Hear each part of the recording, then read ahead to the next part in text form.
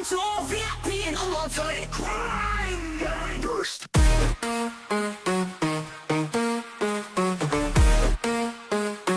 Welcome to all VIP and ultimate grinders. Let's go!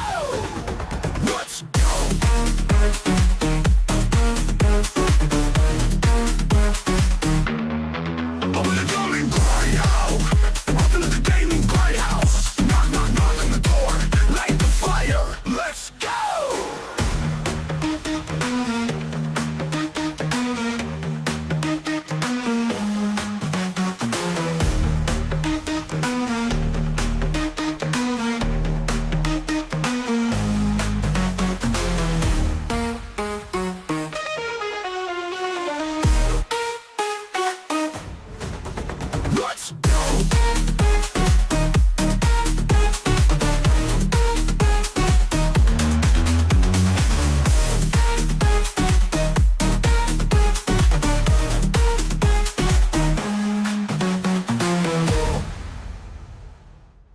Hey, what's up, grinders? How you doing? How you doing? Yes, it's Gaming Grindhouse on its unscheduled night on Wednesday, 8 o'clock. But yeah, I'm still getting over the Thanksgiving flu, whatever you're gonna call that thing, or the turkey flu. But yeah, the last time we were live, it was Grindsgiving, and then it was the turkey flu. It just been through the house, and still kind of not feeling 100%, but everybody's doing well, and we're getting on the other end of everything. So thank you, everybody, for all your understanding and your well wishes on everything. But yeah, it was just craziness going on. You know, the weather's been wild, and yeah, man, it's just been one of those things. So you know, I'm gonna get through the show and try to get through the show with everything, but might not be yelling as much. But anyway, the turkey flu, that's right, I don't know, Leech, that's what I'm calling it, the turkey flu. That's what it is, the Grindhouse turkey flu. But shout out to everybody coming on. Leech, yeah boy, Mr. Tennis Tool Man, how you doing? It's the Philu. Yep, that's right. Xbox no, Phil Des. Easy Tone, what's up? How you doing? JC in the house for Brizzle here, Maniola's Tool Man, Ryan Shungazi, Sweet Willie here, and Harry Tran is here, and Taran Singh. How you doing? Nana's boss, what's up? Oh man, the jank. Yes, we got the Janky Jones Raytraced. But yeah, so these are the topics. We got Marvel Rivals update, which I'm pretty excited about. Marvel Rivals.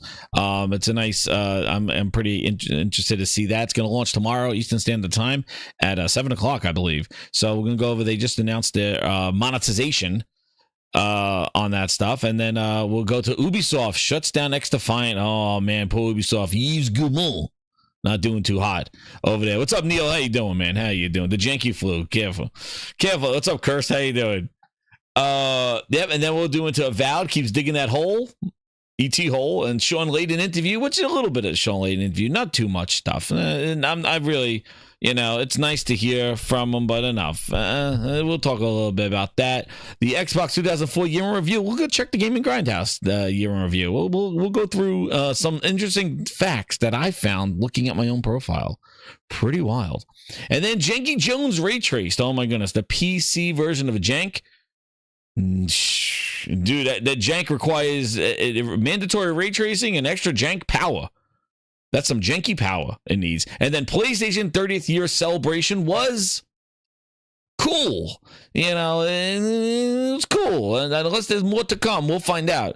But so far, it's been neat on that one. But just to quickly run down here, thank you all the VIPs coming on in here. Shout out to you. We need just to know update 22 more members to get the next emoji. But shout out to all the members out of here. And thank you for supporting the channel. And we got you voting in the Grindhouse Awards. I will have more nominees up later this week, and then we'll do the Grindhouse Awards. We'll do them next week, probably sometime, except time as Keely is doing his Smuggling Grape show. So yeah, definitely we'll be doing that. But you already voted on the first half. We're going to get the second half going on there for the Grindhouse. What's up, James Williams? How you doing? How you doing? Yes, right. RIP XDefiant. What's up, Ron M? How you doing, man? And A janky reflections. Oh man, this is gonna be so much fun with the Janky Jones. I can't wait. I gotta get to the Janky Jones. We're gonna get through the news. Like, trust me, we'll get through the news, but we're gonna get to the fun stuff. We'll get to the fun stuff soon. But fun stuff, Marvel Rivals, dude. But shout out to Ron M. Holy crap, Ron M with the member bomb. Oh, what's up, Ron M? Thank you. Right before I started my topic,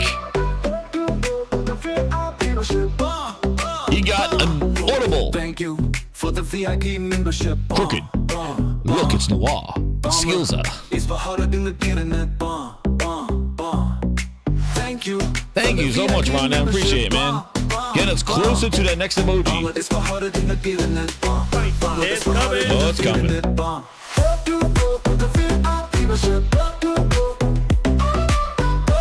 That's the 10. That's right. Keep screwing the thing. But yeah, so yeah, thank you so much. We're on our way. Then next emoji, I don't know. It was gonna be it may be the Phil's in the kitchen. I don't know. We have a lot of Phil Spencer emojis here for the VIPs. So I don't know if we want another one. We might have Phil Spencer with the pancakes or Janky Jones pancake. Janky Jones pancakes. That's funny. And then Waleed is now a game cat, specifically a white tiger with the 5. He goes, PSVR 2 outsold Xbox S X combined on Amazon US month 421 in units. LOL. 20K versus 4K. VR 2 hand tracking coming soon. I did see that video. That looked damn cool, man. Aliens and Behemoth in December. Yep. Definitely, I'll be checking out. I want to check out that Aliens one. But yeah, dude, that was another thing. Black Friday sales. I didn't put it on the list here, but Black Friday was a pretty. I'm gonna say something that Black Friday I feel like did well. Like I think like it was legit. Like okay, there's some legit good sales going on Black Friday. I was glad to see like Black Friday getting back to the Black Friday rather than because it's kind of diluted considering they do Black Friday like the day after of Halloween. But the fact that they were able to get those discounts out and then even further discounts, there was some pretty good sales out there. Killer says Black Friday was trash this year. Okay, so that's complete opposite of what I thought. But maybe Killer X, I don't know. Yeah, I thought it was not bad. Not bad. It was okay. I don't call it trash. There's been trash last. It would have been real trash where they brought in some fake janky shit and then they put that thing down for low prices. I saw some good things. But yeah, so PSVR 2 was a crazy sale. Listen, that Fortnite and the PlayStation Slim for $375 and the bundled NBA 2K for $375 for a digital PS5 was insane. And also the Fortnite bundle, which if you had the Fortnite skins, but it is crazy. That $375 was crazy. And then on top of that, we saw for Black Friday, we had where is it? Where's my grind? This is some breaking news right here. I don't know if you saw this, but they even had to compete. Phil Spencer said, "Let us compete." He went in there and said, "I'm putting my Xbox Series X on sale for $375 in a lightning deal on Best Buy." Wildness.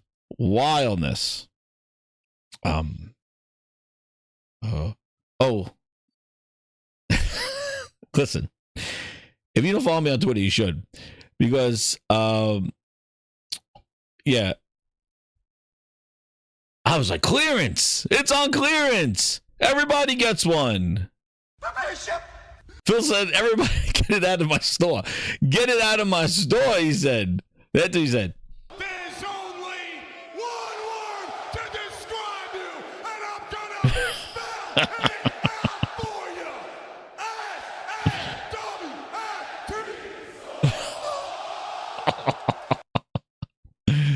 Oh, that's a steal, dude. Fire sale. Get that fire sale. Anyway, it's clearance. Just as a joke, I'll tell you, I put the clearance over there. It just said Black Friday sale, but I thought it was funny by putting clearance over it. Great circle. But even at that price, man, the discos, man, I'm sorry. You can't even. What's up, Rays? How you doing? There's no bundle, no Call of Duty bundle. There's no appeal, dude. It's still not worth it. It's still Like the clearance, I put the clearance. I wrote the clearance over there. It basically just said cyber deal. I put clearance because at first when I first saw it, I was like, oh my god, it's on clearance. But it really said I said cyber deal. I was like, oh okay. But I was like, let's fix that. Let's go into the Grindhouse editing suite and fix it. What's up, Josh? Easy Tone says they got to take 50% off of that. Oh shit! And it has to come with a Phil Spencer friggin' temporary tattoo. That I heard they bundled it with some tattoos. I know, why bundle when they want you to sub? Whatever. But Josh, that's sleazy things. That's not choice, Josh. That's not choice. Black Ops 6 Day 1 Game Pass. He said he don't do slimy things. I would imagine I want a bundled yeah, choice. most people in this room have probably been used to spending $60-$70 on it every year. But it's a Now choice. They're already subscribing to Game Where's my Pass. bundle choice? And Good to go. But it's a choice. Like we didn't say to anybody, you have to subscribe It's a right away. choice. If you want to buy Black Ops, it's great. It's great for us. It's great for the developer. If you want to subscribe, it's also great. Like I want to give you the choice on how Well, you my play your bundle game choice. and who you play with, and not try to do slimy platform things to force you to do what I want you to do. Oh, but that sounds like you're slimy, Phil. You want me to sub and not giving me bundles of games? I don't know. Report me. Hey man, this is a screenshot. This is legit. This is all facts. It is on clearance. Next year is going to be clearance. And speaking of, the first topic, Marvel. So Marvel Rivals coming out. Marvel Rivals comes out tomorrow. 33 characters they're going to have. The characters are going to be free. The maps are going to be included. Game's free to play. So what's the monetization? So basically it's cosmetics. And apparently the battle pass that they have, that you get the battle pass is not timed. So you could unlock things whenever you want with their battle pass. So like it doesn't expire when a new battle pass comes out. As to the price of the battle pass, we don't know. There will be bundles of characters and stuff like that, and skins and like a victory pose and things like that for like, $10 or something like that. They'll have those, but it's all cosmetic stuff. The characters are not payable. You don't pay to get characters. There are going to be 33 characters in there. I don't know about the leveling up and stuff like that, but it's definitely appealing for what they got. And also they announced that the PS5 Pro enhancements will be detailed right here, that they'll have let's see what they got. DualSense controllers, okay, there, the Duelist Hawkeye, the trigger tension. So remember the thing that nobody said yet again, the bot's on track here. But listen, guys, nobody's gonna use the DualSense. They said nobody's using the DualSense. Is that a deal? No, I keep losing at deals, and I don't want to make a deal anymore. I am leaving, and you can't stop me. I'm packing my bag. True Virgil, what happened? True Virgil, what happened? Nobody's going to use the DualSense, you said, the bootlegs. No, bootleg Jez, he's on a roll. You're going to tell you that there. Your buddy over there, he's on a roll. So there's maximized visuals, performance with the PS5. So basically, PS5 Pro is going to have stable. Marvel Rivals maintains a stable 60 frames at 1440p resolutions by using Unreal 5's Lumen Global technology and the destruction technology, which that's what I'm excited about. I want to see what's destructible. I hope there's some cool stuff. Yeah, DualSense was a gimmick, like Kinect, they said. Combination of visuals and performance in Marvel Rivals is sure to deliver. Marvel Rivals provides high frame rate mode running at 120 frames, ultra smooth gameplay down to the GPU at a PS5 Pro. They're going to use the PSSR, and that targets a 60 frames at 4K resolution. In addition to Lumen Global Illumination, it also features support for Lumen Inflections, more immersed dynamic. The Pro also offers higher frame rate mode at 120 there. PlayStation Plus players, they got something special for you. You're going to get the symbiote style and a massive mech. Now you get a full pack of Venom-inspired cosmetics for Penny Parker in her Venom suit. So PlayStation Plus members are going to get the Venom suit right there for that. An exclusive sin only on the PS5 for Penny Parker there. So cool. I'm excited. I'm interested to try this out. Yeah, all that target shit. We'll see what it is when we play it. But I'm interested. I know the finals had awesome destruction, Jaro. They did. But yeah, I'm excited for the Marvel game. with 33. I'm glad that the characters are included. The characters are there, the 33 characters. We'll see what they are, but you know, how they play and stuff like that. But I do feel that having the characters, not like how Multiverses did it, where you had to earn points to unlock the characters and kind of like you know, grind through characters that you don't want, or they cycle through characters every other week or something like that.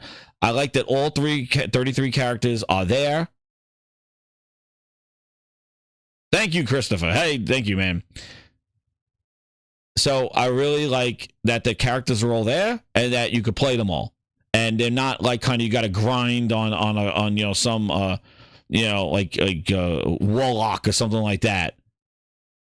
You know, so I'm glad that all the characters are there. You could play them all, and it's just the cosmetics that's going to be the battle passes. You could earn credits in the game. They could use 1-to-1 for premium, so that's pretty cool. You could buy other items. It sounds very consumer friendly, free to play game. We'll see how it goes, but so far, it's worth a shot. I'm telling you, there's a chance. There's a chance.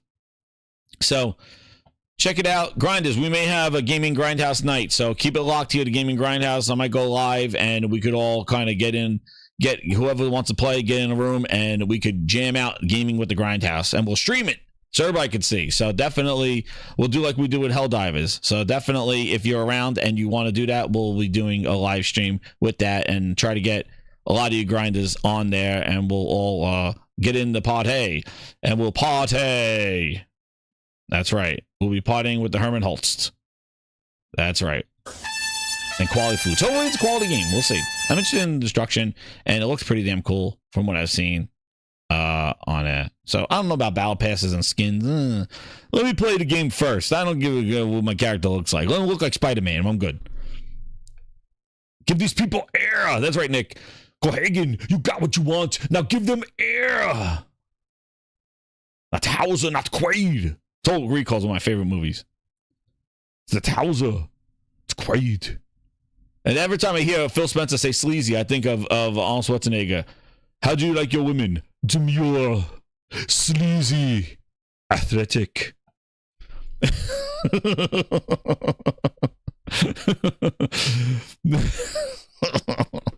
Go again. Now give them the air. Speaking about air. Oh no, is that what's his name? Is that Pierre from Halo Studios? To celebrate Halo. It's a great new game, brand new game. I'll give it some air. And I got my new friend Harry Balls. Harry Balls, get in here, Harry Balls. Tell them about how Halo Studios is now new studio. Great studios. 343 was shit. I worked for them. They're shit. But now Halo Studios is wonderful. I'm Pierre with my new colleague, Harry Balls. Hello, Harry Balls. Get in here, Harry. Tell them about all the great news that we have for Halo Studios. Give the Halo ring some air. Oh, Nick, that DVD commentary. Oh my God, that is the best one. That's me. I'm sticking the device up my nose. Do I hear a crunch? I got to get to Mars, and the device is in my nose, and the tutorial is telling me to stick it up my nose. Do I hear a crunch? And then when I hear a crunch, I pull, and then I get to Mars, and don't have air. But I have to see Melina, and then Melina tells me that I got to go to save Cohagen, and Cohagen took the air. Dude, the commentary is the best on that Total Recall commentary, the special edition. He tells you the whole story, like he did it. He's not the actor. It's what he did. He went to Mars. That Arnold's the best, man. Arnold's the best on commentary. He don't talk about himself like how the person in the movie does this. No, he doesn't do that stuff. Arnold says he did it. He's like, I go to Mars. I fought Cohagen. One of the best things when he goes, I remember when he was on when he was doing when also wasn't this is a side note, but when he was doing he was promoting End of Days, and that's like, you know, around the turn like the 2000 was everybody Y2K and all that stuff, and he was promoting End of Days, and he was on commentary for WWE, and he was promoting the End of Days movie where he fought the devil, and he's like, and then Kane came down and he's like, look, it's Kane. He's like the devil. I fought him at like this movie, End of Days. The Cain is the devil, and I fought the devil. And that was his commentary throughout the wrestling match. I'm like, oh, he's telling me how he fought the devil. Arnold fought the devil. Not in this movie. He's like, it's a great movie, and I fought the devil. And then he gave him the championship for the fans. He's like, the fans love it.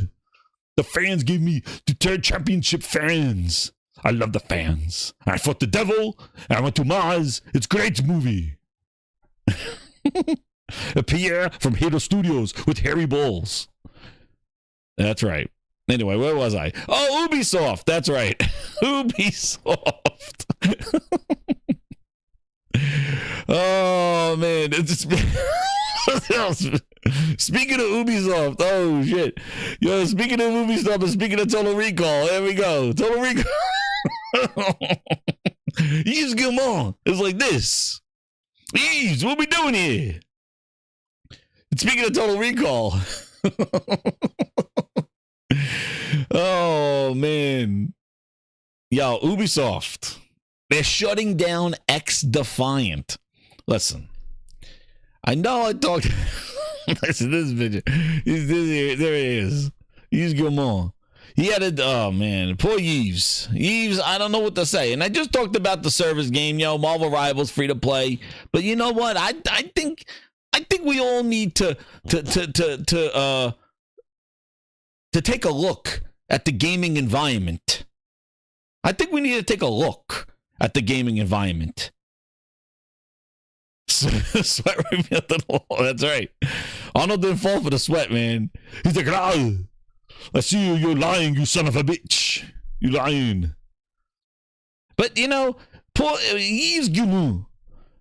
Yves, I don't know what it's a family-owned business with Yves Guillemot. And he wrote a memo about the closure, and you know it sucks. Again, we're ending. We couldn't get out of this year with another one. We got to get out with another one. We had to get out another one here. Yves Guillemot internal memo about what's going down. Poor Yves. So they're shutting down XDefiant. Listen, not only are they shutting it down, they're doing. It got concorded again. They are taking the game, and if you bought like the premium pack, they're refunding you. Dude, these service games, read the room. That's right, Josh. Read the room. Read the room. These service games, dude. Where's Joey in the bait? Cut it out. Guys, I think we've seen enough to know we've seen too much. Multiverses last year, the service games. Stop it. Where's Huggy? Huggy, get your ass in here. Get in here. I got him in. He comes out. There he is. Say your line. Huggy, get in here. Get over here. Stop. Enough. Thank you, Huggy. Go back to the room. Go back to the bathroom. I think you need to see that these service games are a gamble. And they're not paying off. They're not paying off. And I think the industry needs to grow the hell up and start going back to making quality narrative games that immerse people into their game and their world. Stop doing, and I went on a rant about this, I don't know what episodes ago, about turning gaming into gambling, turning gaming into the casinos, the slot machines. Stop trying to squeeze every friggin' penny out of these people and trying to being this fake neon sign that says, welcome, welcome, free, free, free, free. Everything must go. Everything must go. Trying to get gamers into the door with this fake kind of service shit. Free for a day, free weekend, free this. You're all this number stuff one customer. to get you to monetize more. And I know I talked about Marvel Rivals. We'll see. I'm interested because it has, first off, has the Marvel name to it. So you can be running around with Spider-Man. We'll see how it goes. Okay? We'll see. But again, I like what they're doing with it. They're not doing the whole multiverse thing. Well, grind the character. You can unlock them. So the character, we're going to tell you the characters are free. They're earnable. But you got to grind your life on Bugs Bunny in order to go get the character Tasmania. But I think They needed to reel this shit back. Pull it back. XDefiant was in beta forever. And I played the game, and it was not good. It was Call of Duty washed down bootleg edition. It was not good. The map sucked. And that's why I said, Jared talks about the finals. Like, the finals at least was doing something with destruction and things like that. Like, the maps were static as hell. Nothing was moving. Everything was like the Ferris wheel was stay still. There was no debris when you would shoot things. Like, nothing was interactive. Like, it was just like my first bootleg Call of Duty. Taz is the best in multiverses, but you got to hope they can earn them.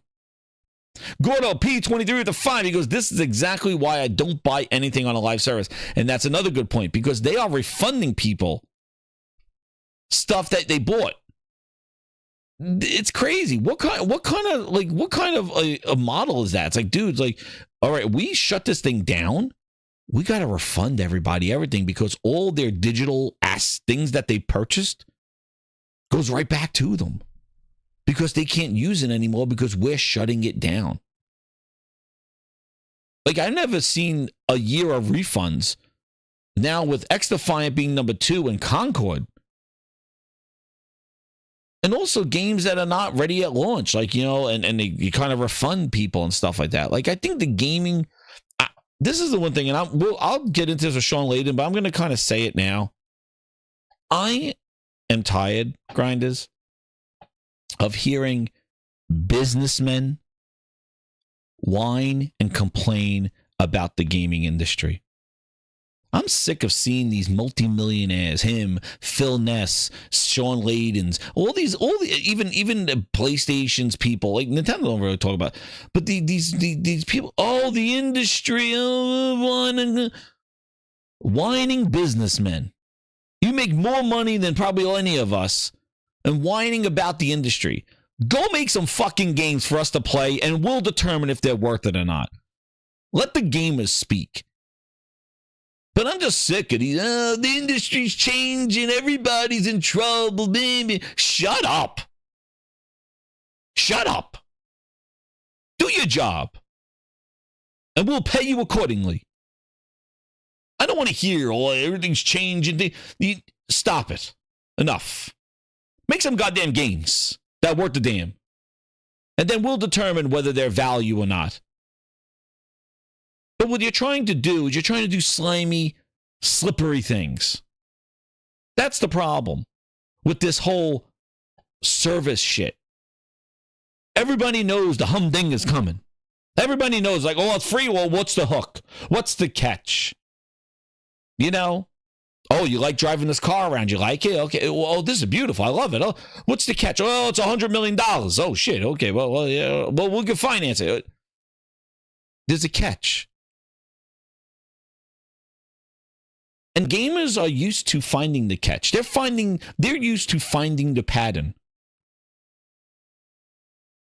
And that's the problem. When it's free, the first thing I think is go, why is it free? Why is it free? Am I going to be playing Marvel Rivals tomorrow with Times Square Spider-Man? Times Square Spider-Man, that's the one. The dude that bought the costume at goddamn Halloween store. And he's saying, Spider-Man, take a picture with me in Times Square. Is that all I'm going to have? Spooderman? Is that going to be in the free-to-play game? Because I remember when Spider-Man was in that other free-to-play game. What was it? The Avengers. Oh, man, the bootleg Avengers. Now that studio's working on Perfect Help. They put in there Times Square Spider-Man. And bootleg Batman. Take a picture with me. Oh, look, I saw Spider-Man in New York City. It's bootleg Spider-Man, Times Square. You're getting the bootleg version. Speedo Man. Dude, honestly, I don't know if anybody's been to New York. But you go to Times Square. Dude, there was a grown-ass man, an adult, 6 feet tall, wearing a child's Halloween costume as Iron Man, asking for a picture with Iron Man. I was like, holy shit. You are a 6-foot grown ass man in goddamn kids' underwear, kids' costumes. I didn't even know they made them that big. With a friggin' plastic mask on saying, take a picture with Iron Man in Times Square.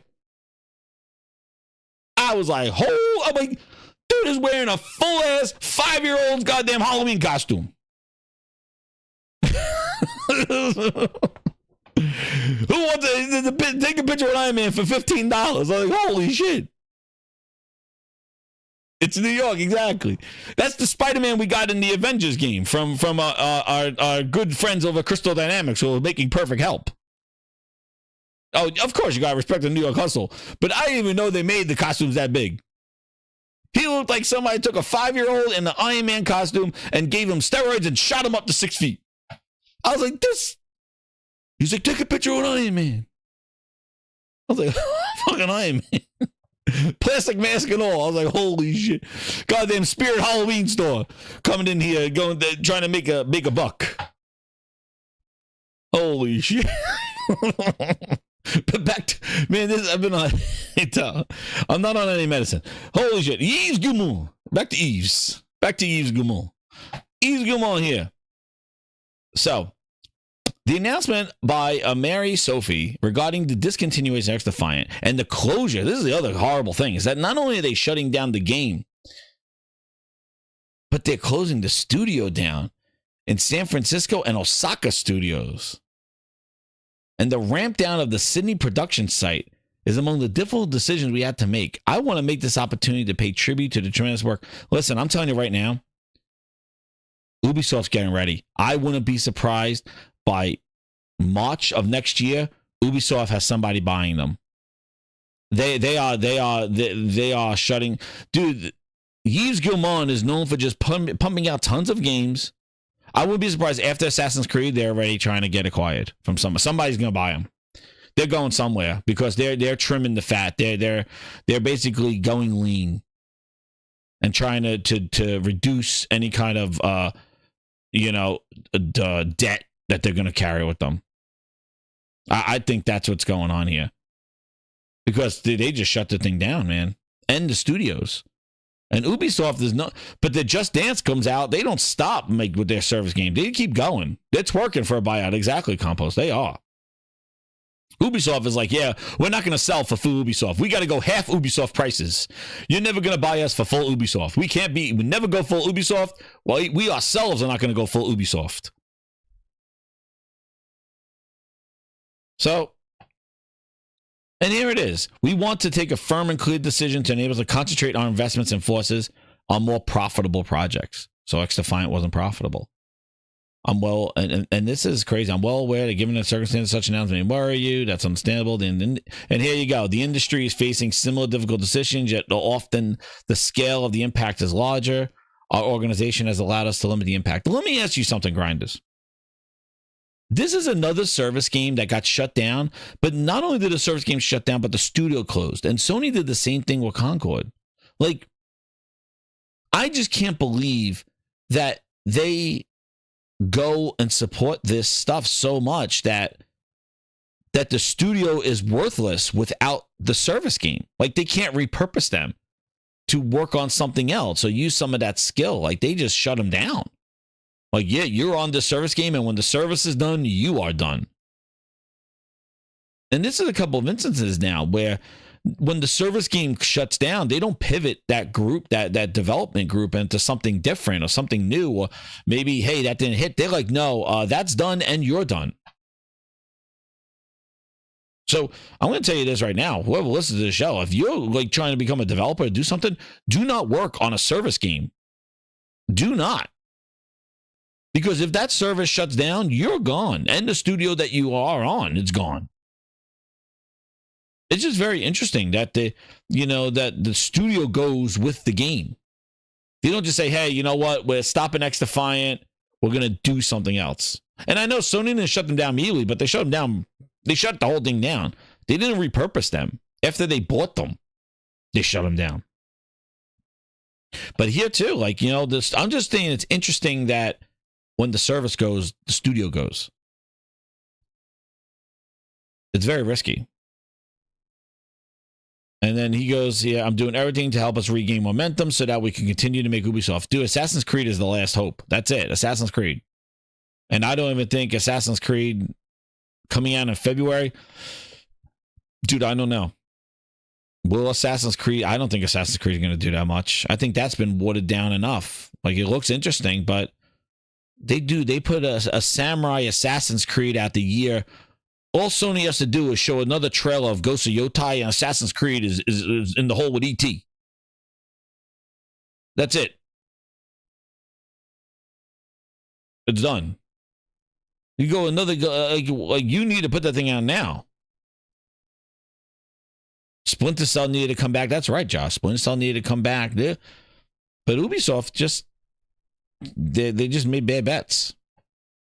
But yeah, the same thing as Ghost of Yotai. Like, come on. You're going to have an Assassin's Creed Samurai game? Oh, good luck.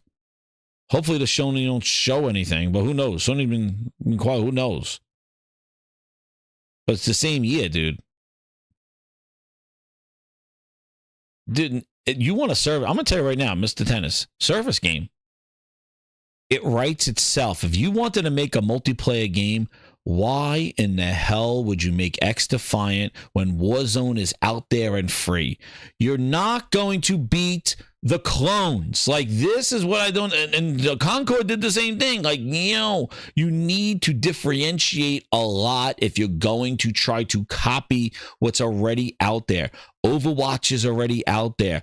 Call of Duty Warzone's already out there. Hell, your own Rainbow Six is out there. Do not copy with who? Oh, we're gonna put the people from Watch Dogs in the game. That would be great. Oh, and we'll add the people from all our franchises. It's like, oh, please, nobody gives a crap about that. But if you can't copy something that's there, you want to know what writes itself, Mr. Tennis. Let me tell you. You want to make a friggin' service game, Yves Guillemot? I'll tell you right now, and my advice is free. You make spies versus mercenaries. You got yourself a game of games. There you go. I'm done.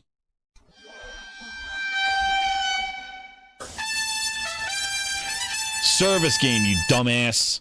You want a multiplayer service game? Spies versus mercs. Service game, you're welcome. Here it comes!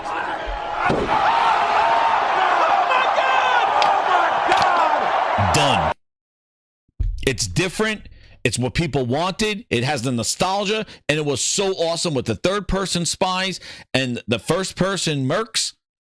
You're golden. Gadgets every month, new gadgets, new maps, new environments. Take some of the destruction out of Rainbow Six. Oh, you're welcome. You're welcome, bitch. Great circle is But let's go make a clone of Call of Duty, you dumbass. If you're not going to bring back Splinter Cell, Spies versus Mercs is the multiplayer that writes itself.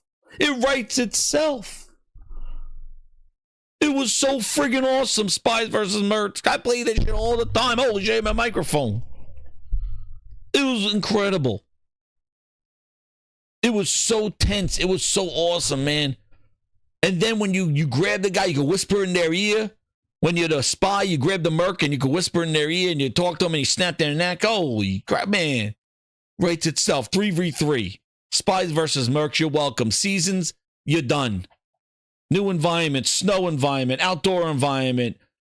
Oh my God, please. You want a multiplayer service game? You're sitting on Spies versus mercs right there. Done. Nobody else has that. You have the legacy of it. Nobody has it. You didn't even need Sam Fisher. You didn't even need the voice. And you're done. Even Assassin's Creed multiplayer was pretty damn good. Well, Assassin's Creed Brotherhood, yeah. Or Assassin's Creed was it? I think it was two, right? It was Brotherhood or some one of them. But let's go make a clone of Warzone. Oh, come on. Just like I said with Concord. Let's go make let's do some Overwatch. No, man. We need something different. Put vehicles in there. Do something different. Oh, well, we got new our characters. I don't give a shit about your robot. Nobody wants bootleg spin-offs of things that are already available. Do something different. Helldivers 2. Facts right there. Done. Oh, extraction shooters are around since Valorant. Yeah? Well, not like this. Helldivers 2, bitch. Why do you think it took off? Because it was something different. It was still an extraction shooter, but it did it different. Dude, that's what you do. You don't go make these copycat service games and go, oh, we're going to take some of that Fortnite money. We'll take some of that Warzone money. Well, FAFO, there you go. Sorry, people lost their jobs. But Ubisoft, you're welcome for the advice. I charge by the hour. Great Circle is coming out this December. Yves Guillemot. Spies versus Mercs. There's your multiplayer. Well, too bad now. Hopefully now when Tencent or somebody else's ass buys you, they're going to use it. Who knows? Even they're clowns. Tencent copying Horizon and all. See these copycats? Please. And they wonder why, oh, the industry is struggling. It's because your creativity is face down, ass up. That's why the industry's struggling, because all you guys and girls and whoever's running these companies think they can get a quick gas grab on us by giving us copycats, thinking that we're so dumb. We're going to be like, oh, like we're going to be a bug to UV light. Like, oh, look over there. That's a robot and arrows. Oh, I'm going to play this game, thank you. Like we're just like bugs to light. Like, oh, no, we see that we know that that's a bootleg. We know that's the bootleg copy, the Times Square version. We know that. That's why we don't engage. But you think that you're clever. You think that you're going to fool us with like, oh, yeah, well, people are just going to play. I said, people were going to play XDefiant until Call of Duty came out. They're done. It came out in a good time in the summer when it was dry as hell. But this is the reason why, dude. That's why I went back to retro games. I was playing some retro games out with that retro thing, man, and just seeing all the innovation and everything that people were doing. There was so many different games, different IPs, different ideas, different gameplay. That's why I love the retro part. Like going back, it's so refreshing. Going back in there. True Virgil, man, he go wildin'. He goes crazy, True Virgil. Can you goggle my ball? I'm at least on my man children. I don't know what's going on with True Virgil in the chat, man. True Virgil hangs in there. But True Virgil's gonna love this next topic. Oh man, yo, this dude, listen. Phil Spencer and Booty need to get their mans. Their mans is running wild over here, and he is doing 3 buttons undone the wrong way. That's all I'm saying. This guy is doing 3 buttons undone, not in the Herman Holtz quality way, but this guy is doing 3 buttons undone the wrong way. He is running wild. Somebody got to get their mans. Phil Spencer, Booty Juice, get this guy. He is running Avowed into the ground. He is making this thing like he's going wild. He is giving him, like, while we're supposed to be talking about juicy 30 frames. He's bringing Juicy out with 3 buttons undone. Juicy, 30. He needs extra buttons. He needs somebody get the man a turtleneck. On that bitch, Xbox, Juicy. He is now running around talking about voting for Trump and the sting of shame. Yo, he is not stopping. He is not stopping. I don't even know what he's talking about anymore. Look at this. Somebody's get your mans. This guy is not helping Avowed. He is not. Booty, clap your cheeks and get in there. No more this is Microsoft's hands-off, ass-first approach. They're letting these studios run their mouth and they're hurting a product. See, listen, Mr. Clown. Let me tell you something, Mr. Clown. Let me tell you something. If you were Obsidian and you were chilling, independent studio, jerking around, all you want to do, listen, you could say all the shit you want. But when Big Daddy Satya and Phil Ness came over and bought you, you are now part of a larger corporation. You are now representative of Microsoft. Hell, Satya, now, because of you saying about hiring people, even Satya got tagged about how, like, oh, there's you have problems hiring different people? What's going on? Like this dude running his mouth went up to Microsoft because you are now part of it. So this is not even just the game itself, but you are now reflecting the company's values because you are part of that company now. And where is the management to go to him and say, dude, you represent Microsoft. Shut the fuck up. Change your name or something, but you are representing us, Microsoft. If you want to be independent, go make your studio and have no shirt on and talk. But you can't be talking like this and doing this stuff while you're an employee and getting a paycheck from Satya Nadella. You can't. And I don't know how they didn't get your mans, but dude, you are taking Avowed and you are turning it into a friggin' weapon. And guess what? When you have a weapon, you're going to have an enemy. And you are creating people that are just hating on your game before it even comes out just because you're running your mouth. And it's ridiculous. It is ridiculous. He's still going. And now people know that he's triggered. So what are they doing? Poking at the beast, poking at the fire, keep getting them to say more erroneous, crazy ass shit. And that's what they're doing. That's what they're doing. That, look at this. It's got so bad. Mr. 3 Buttons Undone who needs a turtleneck. Basically, where is it? Watch this.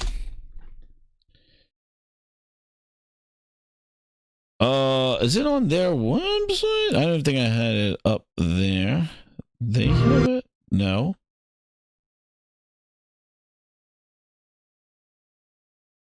They're banning people that have things to say. Where is the official? Oh, is this the actual one? Games in this podcast range from E to M. Is this the one that came out? Where's the one that they disabled? I just don't understand. He is running this whole thing into the ground, dude.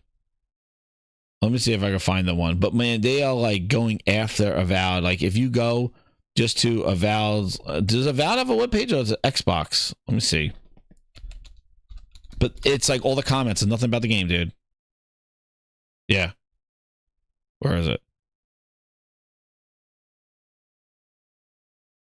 Nope, not this one. Where's the reason why? Yeah.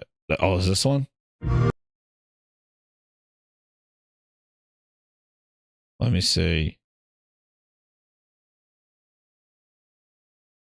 Yep. See, look at the comments. See, so you look right here. Here's a Avowed pre-order trail that came out 2 weeks ago. People went into there and had to go. Let's see. We'll never accept the insult of your employees. Customers deserve respect. Your game shall be forgotten. And this SBI void. You're picking up Sweet Baby Mon audience vibes. See? And then this thing, they were trending even on Steam. Not non-binary. B-U-Y. See? Do not pre-order. I'm going to play Kingdom Come Deliverance 2, which, again, Avowed needs all the help it can get. Because Avowed is now between Kingdom Come 2, Come in Your Face 2, and Assassin's Creed, and Monster Hunter Wilds. So Avowed needs all the help they can get. And now, here you go. Obsidian's art guy. Yep. I don't know this. They were trying to get it to trend on Steam as a tag. Fix your dude. They are going there. Never pre-order, never surrender. Yo. Make it 60 frames. Even they had that going against it. It's crazy. Hold, not pre-order. This is what they got. This is what they got going for them. And it just goes. This is what you're creating. This is what you're creating. And I don't even have the dislike stuff, but this is what you're doing. Like, it needs all the help it can get. They moved Avowed for room, and now Avowed is dead on arrival. It's dead. Like, I'm telling you. don't have this guy running his mouth. There were reasons why people might not be interested in Avowed. You know, the 30 frames, what's going on, and you know, with the game, also where it's coming out. But now, this guy has basically just dug at a grave, dude. He has now made this game a weapon, and people are going to purposefully not engage in the game because this person is just, nobody's telling him to cut it out. Nobody's telling him, get in here. Get in here. Where are you? Stop. Enough. Thanks. Yeah. So, yet again, poor management on Microsoft to get their mans and to tell him to cut it out and stop because he represents the company. And you can't be doing that with that. Yo, even Red Dragon was like tagging Phil and Sarah Bond and Booty saying, dude, how do you have this person running their mouth like this and no public statement from Microsoft? Nothing.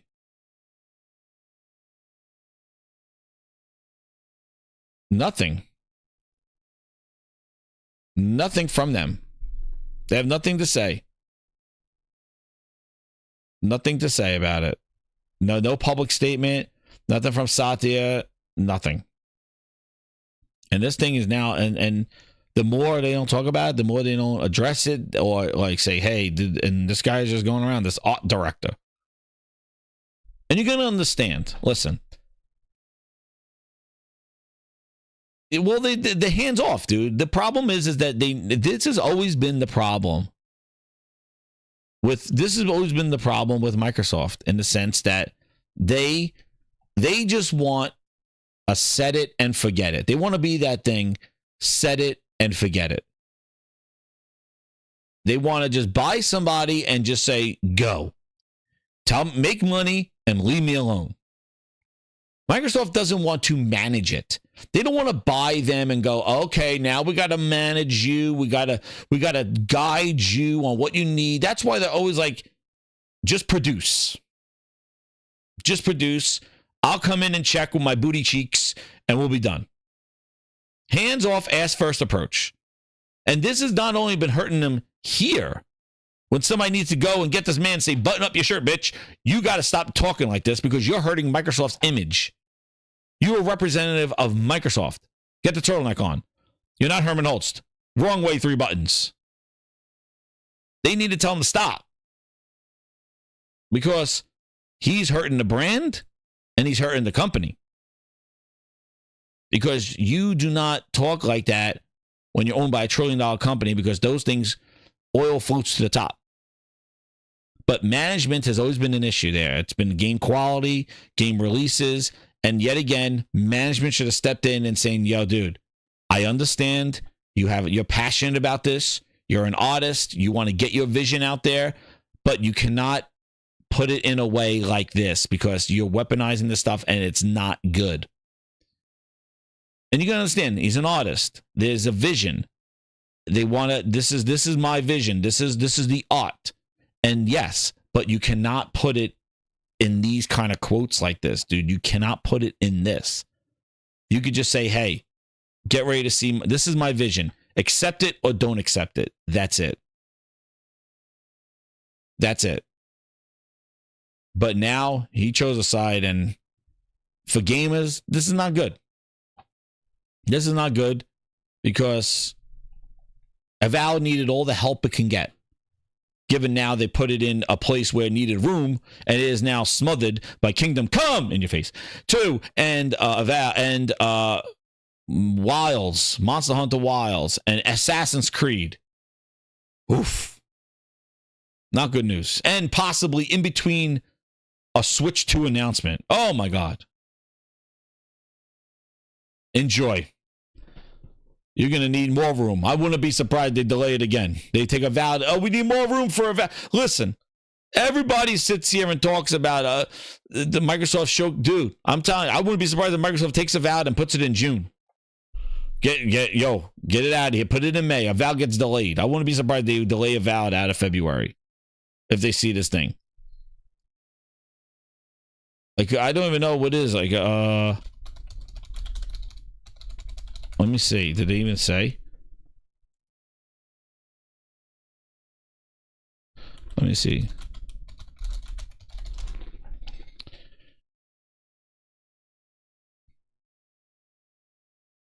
See? And then look, just on Steam charts, like on, and then you know the PC, like they got the forums and stuff. I'm no longer buying Avowed, voting with your wallet.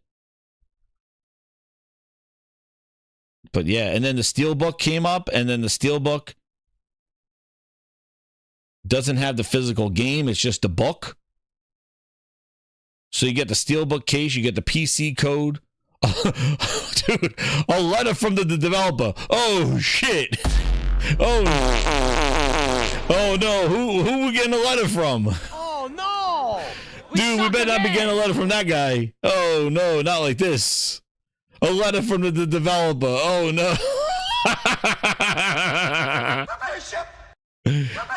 Oh, man, you're gonna get a letter from the developer. Dude, who did you vote for? Nothing to see here, please. I don't think I want a letter from the developer. Oh shit. Matt, get in here, Matt. Booty Cheeks. You gotta do something. Get your mans. Oh man, Matt Booty Cheeks. Matt Booty Blues probably have I think we got enough. We got enough letters.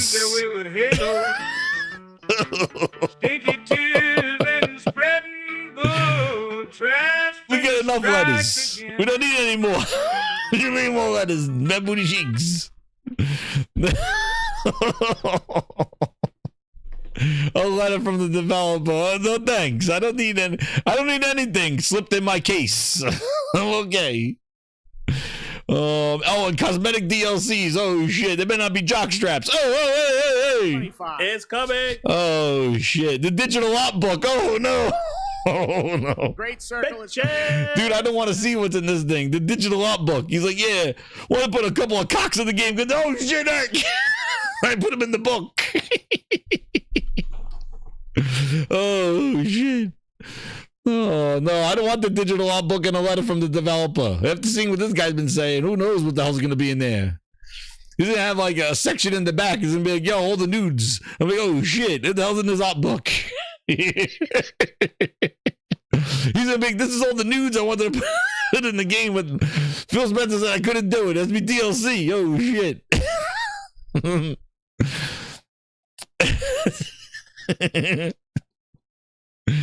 Oh man, I don't know if I want the digital art book to Avowed. I don't know what's in his mind. Dude, he's gonna look like that guy. Yo, he's gonna look like that guy. He's gonna look like the guy.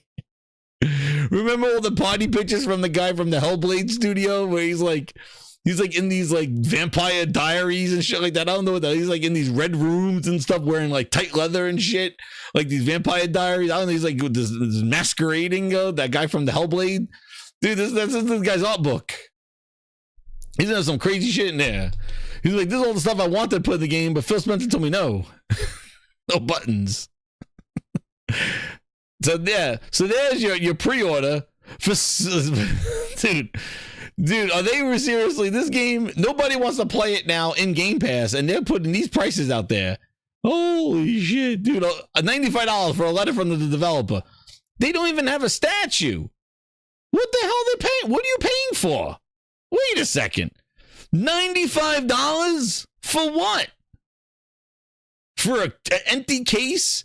A letter from the developer? A map? A art book and a soundtrack? And cosmetic DLC? What the hell are they? $95. What are we doing here? $95 for what? You're not even putting a statue of the character or anything. What the hell they got? Phil Spencer, you doing sleazy things? Premium what? What's premium about this thing? I got a whole ass goddamn Venom Spider-Man special edition. I got a whole Thor Ragnarok. A whole little Mjolnir that I go beating people up over the head with in the neighborhood. That's special editions. What the hell is this? You get you getting a steel. You buy this thing, you walk out with a tin. You're gonna get an empty tin with nothing, with a code in there. That's the only physical thing you get, and a letter from the developer. It's gonna be an email. You're gonna be on the email chain. I don't even know what the hell it is. Early access. Oh man, dude. Yo, Mr. Tennis. There's nothing physical about this. Wouldn't Steelbook Premium and 95 physical? Physical what? The steel case is the only physical thing. Everything else is digital. You get a steel case and a map for $95. Is that real steel? Grinders, is it real steel case? Is it real?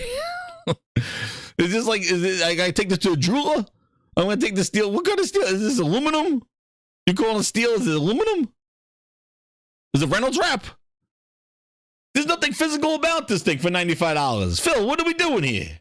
Holy shit, it sounds sleazy to me. Very calm down to this. This sounds sleazy. A bump in the road comes, and she's be sarcastic. I won't be coming back until Saturday when you leave. She's gonna try to stop me, but she can't run in those little high heels. See this face again. Like seriously, am I losing it to Floyd? To Floyd. Who just said that? Who just said that? Baldante. Am I losing it? But is it 95 back? Yeah, that's right. Refund edition. They're gonna refund you this thing. Listen, yeah, John Wayne. An empty case.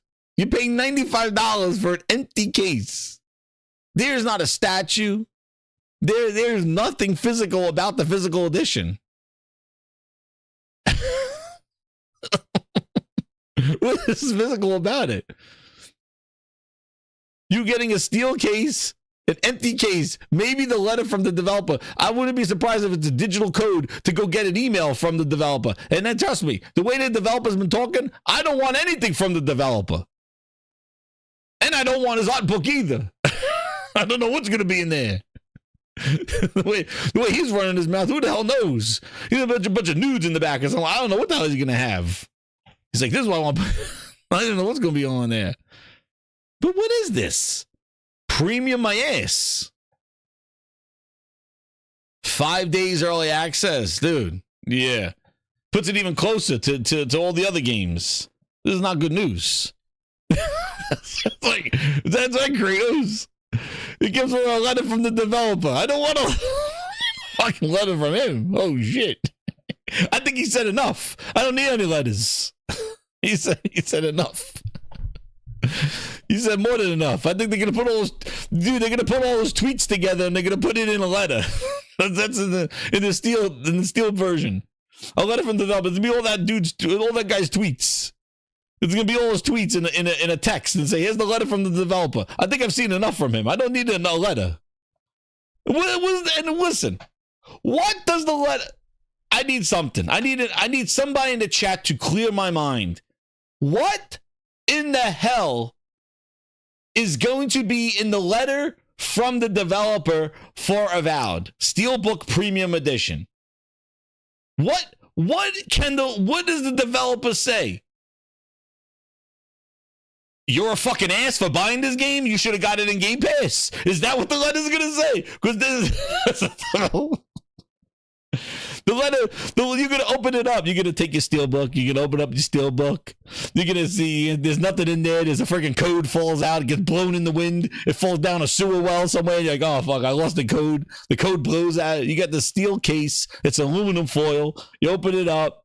There goes the code. It gets blown in the wind, falls down a sewer, and there's this letter from the developer. And you pick it up. It's on a piece of paper. You pick it up and it says this. It says, "You should have bought this in Game Pass." Oh shit! Oh shit! 25. It's coming. That's what it says. It says you should be playing this in Game Pass. Why'd you buy this, you stupid ass? Letter from the developer. Great circle of It's just gonna say, it's gonna be like, sucker. Do I even have that thing? Oh my god. Let's see if I have that. Do I even have that shit from oh no. Well, let me see. Look and see. Oh no, I'm gonna play it. It's gonna be this is what I'm gonna say. You're gonna open up the avowed thing, and it's gonna be this. What is it? You open up the letter from the developer. What is it gonna say? It's gonna be like this.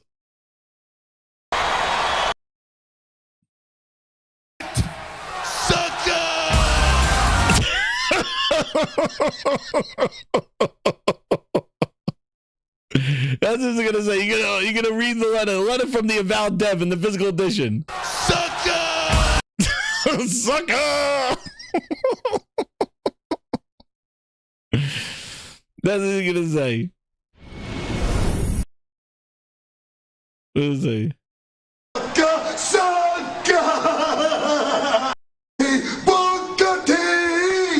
I'm not your sucker, sucker.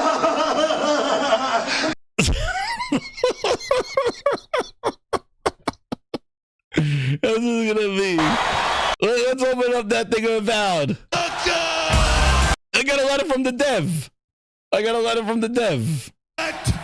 Sucker.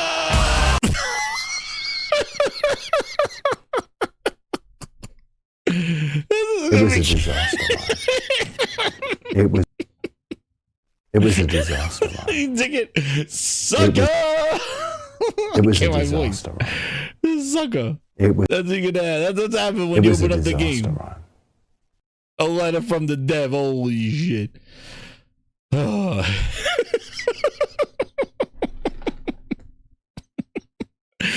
The dev's gonna be like, "Dear gamer, you should have got this in Game Pass." Oh, letter from the dev, $95 down the hole.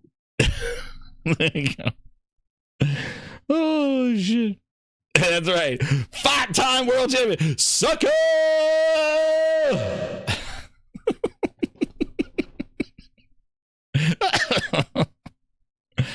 Oh man, but avowed, good luck. You're gonna need it. But somebody at Microsoft better get your mans, because he is running his mouth and running the game even further down the ET hole. That's right. He's gonna see XDefiant there soon. Oh man. Nah, I shouldn't be laughing like that. Now my chest. now I'm hurting. Grinded, you got me all wound up, all hurting now. Here's your letter. Yo, the Game Pass, the letter from the dev, it says this is a Game Pass code. It's like, get this in Game Pass. Don't and return the Steelbook. It's a Game Pass code. Suck. Sucker. Letter from the dev. Oh Jesus. Yeah, that's something. $95. I want the letter from the dev. That's the thing that's hurting the game. Nobody's gonna want a letter from that person. Oh man, and an art book. Oh shit. Now oh man, I didn't see this. Oh, we'll get to this, but let's jump into the lead-ins. So one of the quotes that Layden had in here, he had a bunch of ones, but the one that this kind of goes to what I was saying before, and this is how I feel about this. Like, here we go. Like, I posted this tweet out here. Where the hell is my freaking profile shit? I don't know. I said Microsoft needs to get their management together. They got to get their management because that guy cannot be doing that. And all the shit, and it's just creating this whole, yeah, it's not good. But anyway, where the hell's my post? So here, so yeah, so one of the things that Sean Layden wrote in here, like one of the quotes that I saw was pulled out of his, and he's been talking about this spiel for a while, you know, and again, like this whole like games are getting too big. You know, games are getting too big to make and all this other shit. And it's just like, I'm kind of, like I said before, I'm kind of over this whole, you know, gaming needs to, you know, things need to be smaller and things like that, because it's taking too much money and too big of budgets and all this stuff. You know what I have to say? Yeah, here it is right here. This is what I wrote. You know, what I have to say is, fix your shit. You figure it out. I'm the consumer. I don't need to hear your sob story about how, oh, gaming's getting too big and these games are costing more money. Boo-hoo. Who cares? Figure it out. Like, figure this shit out. And he wrote, he goes, here it is. Former PlayStation exec Sean Layden says the cost of game development is outright not sustainable, and games should be shorter to ensure every penny is seen by the player. And he said, quote, what would Coppola do if you walked out halfway through the movie, he asked. And it's just like, I don't care. Figure that shit out. If it's getting too much, then budget accordingly. Fix your shit. Like, I don't care. I don't need to hear, oh, it's changing, small games. So what I wrote is like, oh, you want smaller games. So are we still paying $70 and $80 for these smaller games? Because I bet you that's what they want to do. They want to give us like a small game, but keep the price on there and not price it accordingly. And I don't mean length of game. Like, let's not talk about like how much you're spending length of game wise, but I'm just talking about quality of a game, like a smaller game. Like Kena was great, but is Kena $70? I'm sure they would love it to be. As these developers and cost of game development, they would love it to be. Oh yeah, let's make it $78, $80. Hell, why not? Let's give them less and charge them more. Is that what we're saying? But I don't care. Because I know that you're not dropping that price to reflect the smaller game.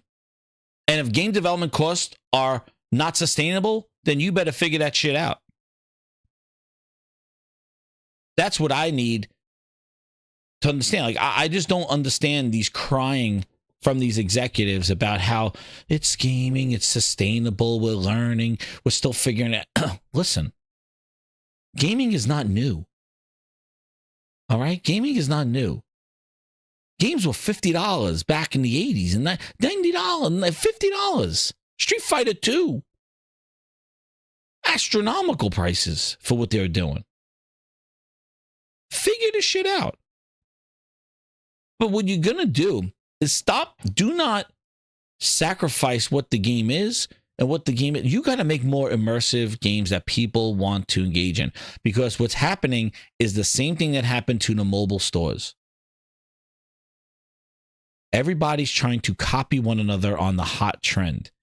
And there's so many copycats that people are just not even dealing with it. And that's the problem. Games not available. Games messing up at launch. Games, play them 5 days early. You pay the extra money for the $95 Ultimate Wipe My Ass Edition to play the game 5 days early. And for the 5 days early, you can't even get into the servers. Oh, we weren't expecting this. There's so many people playing our game. Sorry, we're still learning. Servers update. Server, like, shut up. You're not giving me my money back. I paid fucking premium price to early access your game, and now the early access is giving me a fucking headache because now the 5 days that I got early access, your servers are fucked up. Why did I pay extra to get early access to just experience your trash earlier? It's broken. Let's talk about that. And as a consumer, what other goddamn business would you do that you would pay for early access and your early access is not functional? Talk about that. You're my number one customer. Talk about that sustainability. What does that do to your customer? You know what that does to your customer?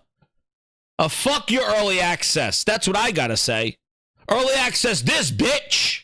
Great circle is Does that make you want to run out and throw your money pre-order for $100 early access 4 days when the last experience you had was basically 4 days of jerking off with servers that don't work? And then you hear the dev and you're spending the 4 days of your early access on fucking Twitter looking at server updates, figuring out when the fuck can you play the game. But you took my money early for early fucking access. After you took my money so I could play your beta and test this shit out, and your shit still don't work. So now I'm paying you money, getting access to your beta to help you make the game better, so when we have it at day one, we can play it, and your game don't work. Tell me what that does to the industry. Tell me what that does. So let's stop this sustainability stuff and let's talk about what you're doing to your consumer's perception of what we're buying. That's what we need to be talking about, because what you're doing is you're messing up with the consumer, and the consumer is losing confidence in your products. Gamers do not want to spend more money. They want that game early and want to play it early to get early to play it. Not worry about server logins. Not worry about, oh, well, the day one patch comes out on day one. But if you pay us now $70, you could play the game 4 days early without the patch. Bugs and all. But then, if you didn't pay for the early access, you'll get the day one patch on day one. But thank you for the extra money to play a game that has bugs in it before the day one patch, because you're playing it before day one. But thank you for your money. Thank you for the extra $30 to play it 5 days early pre-patch. We're fixing it.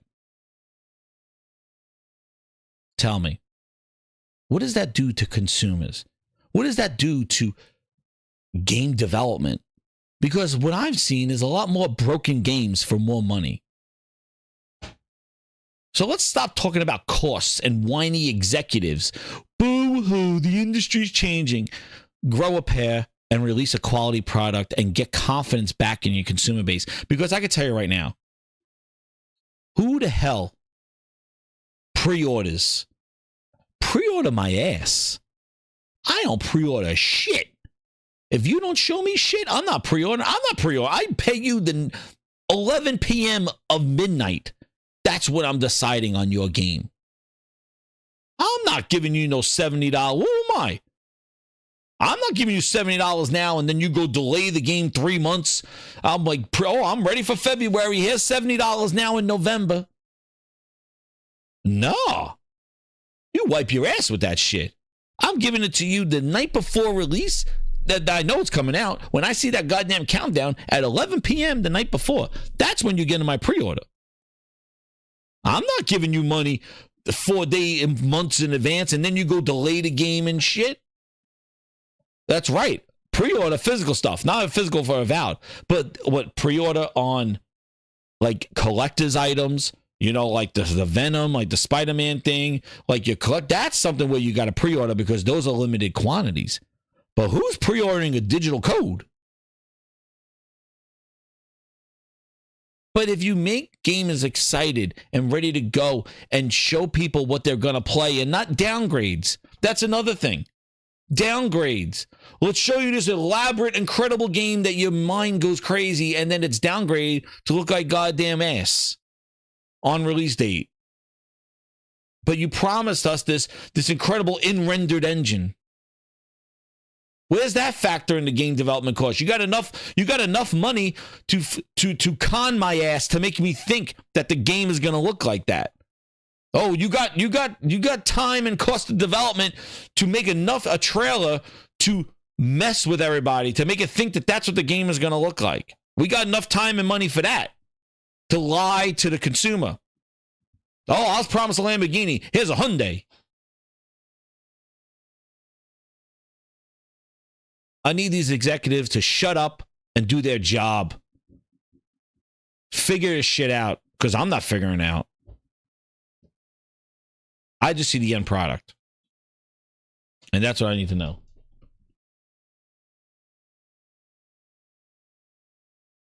That's what I need to see. Because that's what they need to do. So they need to stop with the whole thing here. Move on. Nothing to see here. Please disperse. Nothing to see here. Please. But anyway, I do agree that quality is what it's about, but slapping copycat games and farming them out for gamers' engagement and battle passes, that's what I wrote.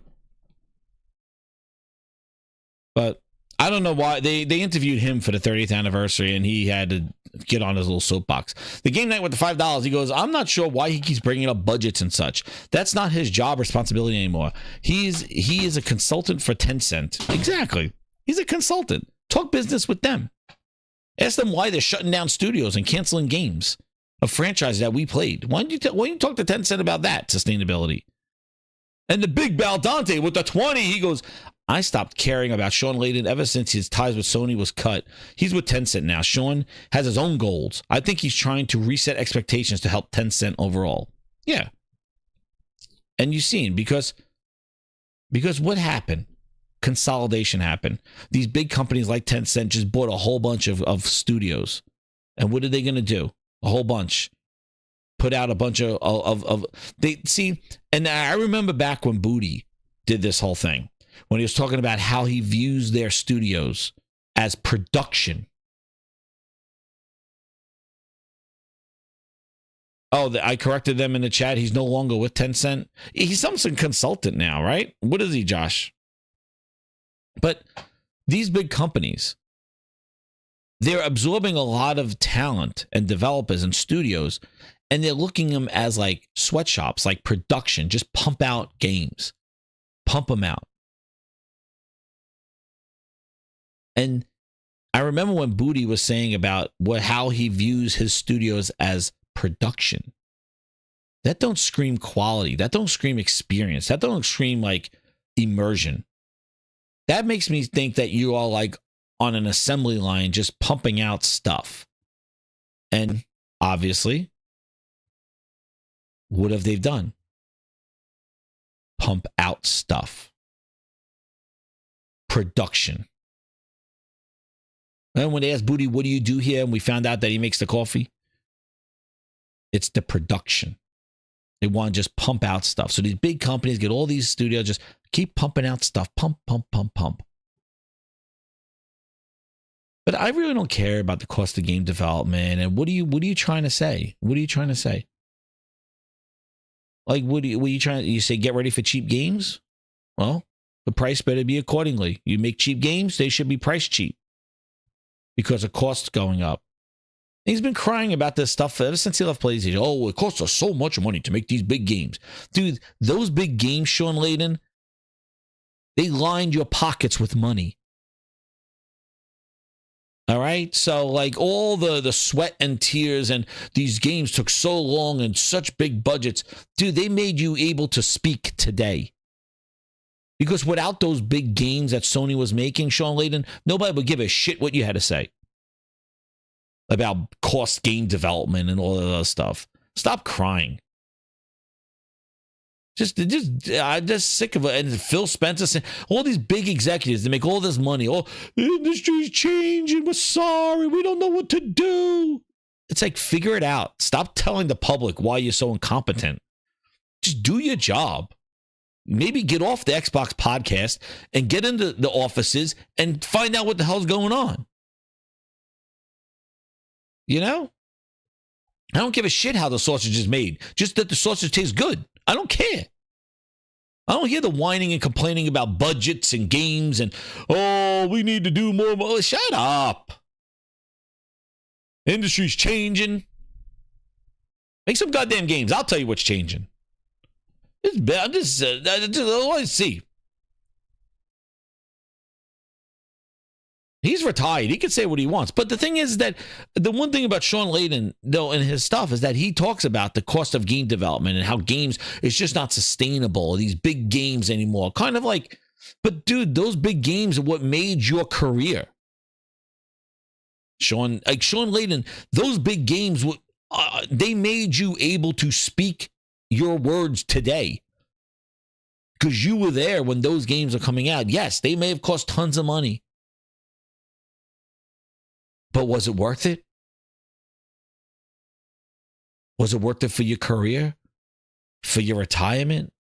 And maybe game cost is outright. But you know what I say? Figure it out. I don't give a shit. What I care is if the quality of the games drop. That's what I care. Because it's all money. We are the consumer. And if it's getting too expensive for them and they start cutting corners but charging us more money, I just gave you a rant about how we've been paying more money for less reliable games. We're paying more money for early access for games that are not ready. We're paying more money to access a game 5 days early when the servers don't work. How's that fair to us? Customer. Who gives a shit about these companies? How's that fair to us? Yeah, and I don't care about Hitoki-ness either, Sam. I don't give a shit. That's why I said I'm sick of all of them. Hitoki, Herman, I don't give a Herman, whoever these executives are. I don't want to hear how costly these games are. I don't give a shit. I don't care. I don't care these executives of these big ass companies talking about the costs and the games are getting so much. No, I want to hear quality and see the game. Because guess what, Greg? I'm going to tell you something. None of us could change what they spend, like how their budgets are for games, because we don't make the games. Yes, if he's speaking in financial reviews, and he's speaking to his investors, that's something else. But these kind of like, let's get on a game website and talk about how games are so much money. Like, come on. What does that do? But I really like, the thing is, as us, like for gamers, like for us, figure it out. Snowblade was incredible. I love that game. The Game Night 123 with the 10, he goes, also, during their investors relations, that the lead CD Projekt Red guy said that The Witcher 4 will be bigger and better than Cyberpunk and Witcher 3. That doesn't scream smaller budget. LOL. Yeah, Game Night. You know what's funny? That's great. Thank you so much for the super chat. You know what's so funny is that when they sell their game or when they market their game, they're always like, we are doing the most ambitious game ever. We are doing the most incredible, ambitious stuff ever. Everything's bigger and better. Even the thing when we're talking about Janky Jones, Machine Games. Oh, this is the biggest game we've ever made. Well, I must be talking about the gigabyte sizes. You know? But it's just, I just, these executives, and it started with Phil Ness and, you know, talking about how everything's changing. I'm like, yeah, figure it out, dude. That doesn't mean, because guess what? You start making trash games, nobody's going to be buying them anyway. That's right, Outside Gaming Night. Figure it out, because I'm not going to tell you how to fix it. We just see the end product. If the end product's not worth the asking price, then we don't buy the end product. There you go. So what are we supposed to feel bad for you? Oh, the game costs so much money. Feel bad for the devs. I don't care. Figure out your budgets. I don't know. Stop buying them lunch and coffee. I don't know. Save some money. Take away the espresso machine. I don't know. Get booty bucks in there. Cut costs. When you show me Raz making honey on the side, fucking Raz, they'll learn how to sustain themselves. Like, shit, we can't make a game. We'll be making seed thieves for fucking 7 years. What's up making honey? We got some bees, beekeepers. Raz hustling. Raz hustling with some honey over there to make ends meet. They hire beekeepers and everybody over at Red to hustle that money, keeping their lights on. Hell, if they're making a game with Viva Pinata my ass, Banjo-Kazooie, yeah, don't hold your breath. But honey, oh shit, we got some honey, we're hustling. Like I don't know. Every time I see the dev diaries, I see them in lunch rooms with espresso machines. Maybe take those away. You know what? Here's some K-cups. Fuck Senor Mr. Espresso. I don't know. But it's not my job. The cost of game development. It's not my job. I don't pay their salaries. I just pay for the product. So, are you prepping me up? Are you prepping me? Are you warming up those hands and telling me that shit games are coming? Is that what we're hearing? Better not be. Because you're not going to get money from me. I'll tell you that right now if you give me shit games. And that's the facts. That's the facts for everybody. We have sources, our two eyeballs. It's all money. We work hard for it. If we don't see value in what we're spending more money on, then we're not going to spend it. Consumerism 101. We're done. So, Grinders, another thing that dropped today, which I thought was pretty wild, is the year of PhilNet, the year of review. That happened. And I clicked on my year in review. Let's see. Uh-oh. Why is it signing me out? Phil Spencer cannot sign me into my thing? What's going on here? There we go. I gotta sign in again. Hold on. Exactly. SN Kev, $2 with the facts. He goes, sometimes you have to spend money to make money. Exactly. Phil got his annual review. Wait, oh man, they got me with this Phil Ness double authentication stuff going on here. This clown show here. Hold on. I want to look at my stats. Here it is. Phil Ness code. I gotta type this thing in. Phil Ness got me his super secret passwords. Type in my Phil Ness code. There we go. Now I'm in. There we go. Let's see what the year of the gaming grindhouse was in Phil Ness mode. Let's go, grinders. This is the Grindhouse year in review on Xbox. Now, grinders, things that you're gonna notice. My gamer score is 97,621. These people that are capping for Xbox left and right, I think I have a gamer score of like 5,000 or 10,000. Please. So I can say whatever I want about Phil Ness with this gamer score. So wipe it up your ass. So now, also I got 21,000 reward points. I gotta start using them. Maybe some Game Pass. I don't know. Don John Shaw, welcome to the VIP Grinder. Thank you. 25. It's coming. So let's see what my number one game of the year was. Call of Duty. Call of Duty. And you like my my logo here? This is I play as Phil Spencer online. Just to let you know, grinders. I play as Phil Spencer online. So I'm a sharpshooter. But these are the things I kind of did. I paid. See, Josh here says 40,000. Engagement 97. So I played shooters. Look at my platform of choice. PC. Oh man. Nobody, and know what's funny? If people start sharing this stuff, take a look at the mobile. Take a look at the mobile, because nobody's playing on that shit. Now look at my cloud, 12 minutes. That's as much as I took about cloud. I said 12 minutes of cloud. That's all I could deal with. That was enough of me. I had 12 minutes was more than enough of Xbox beta cloud. 12 minutes. I think 5 of it was waiting in queue for the game. So let's go. This is crazy. Grinders. I paid a total of 30. Listen, grinders. This is what shocked me. Because these stats are nothing to be proud about. This is like, I played what was necessary on Xbox, and that was about it. But what shocked me, because I just jammed. You probably saw half of my 38 streaming hours. I did 25 yawns of Hellblade 2. But this is not something to be. I yawned almost 1,000 gamer score this year.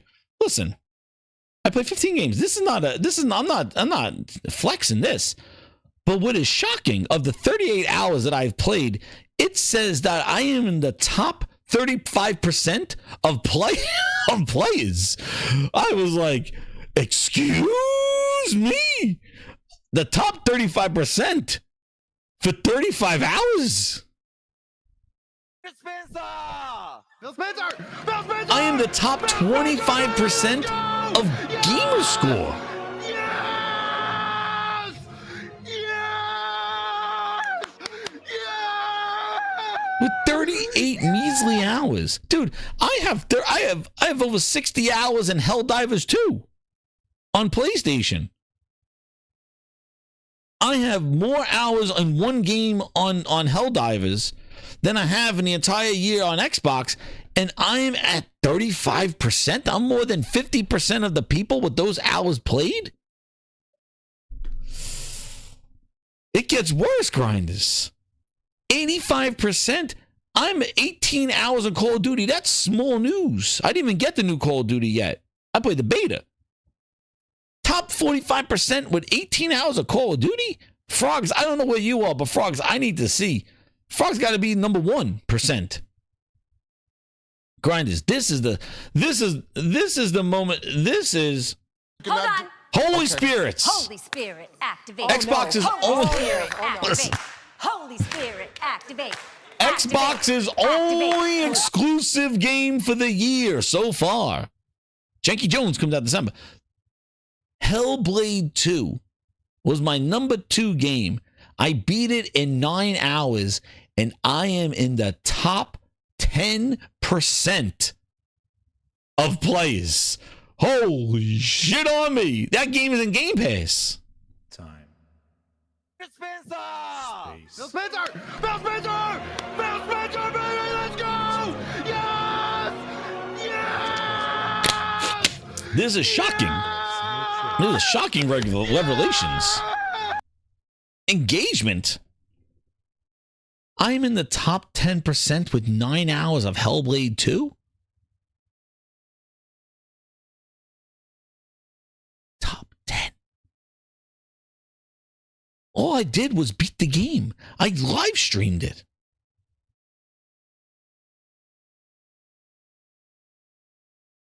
Nine hours of yawns. Dude, I live streamed it. I live streamed my 9 hours of the game, and that was the top 10%. This was Xbox game from 2019. They hyped up the Power Beast. It eats monsters for breakfast and bitches for brunch. Hellblade 2, the most graphically impressed game. The capping for Hellblade 2 was all over your screen and shit. They were going crazy before this game released. Oh, Hellblade 2, game of the year, Dude, all I did was beat the game and turned it off. And I'm in the top 10%. I turned on the game. I played the game and turned it off after the credits. That was it. I didn't go back to it. I was done. 9 hours. 10%. Absolutely astounding. I was in shock. The others fell asleep. Well, they should have more hours then.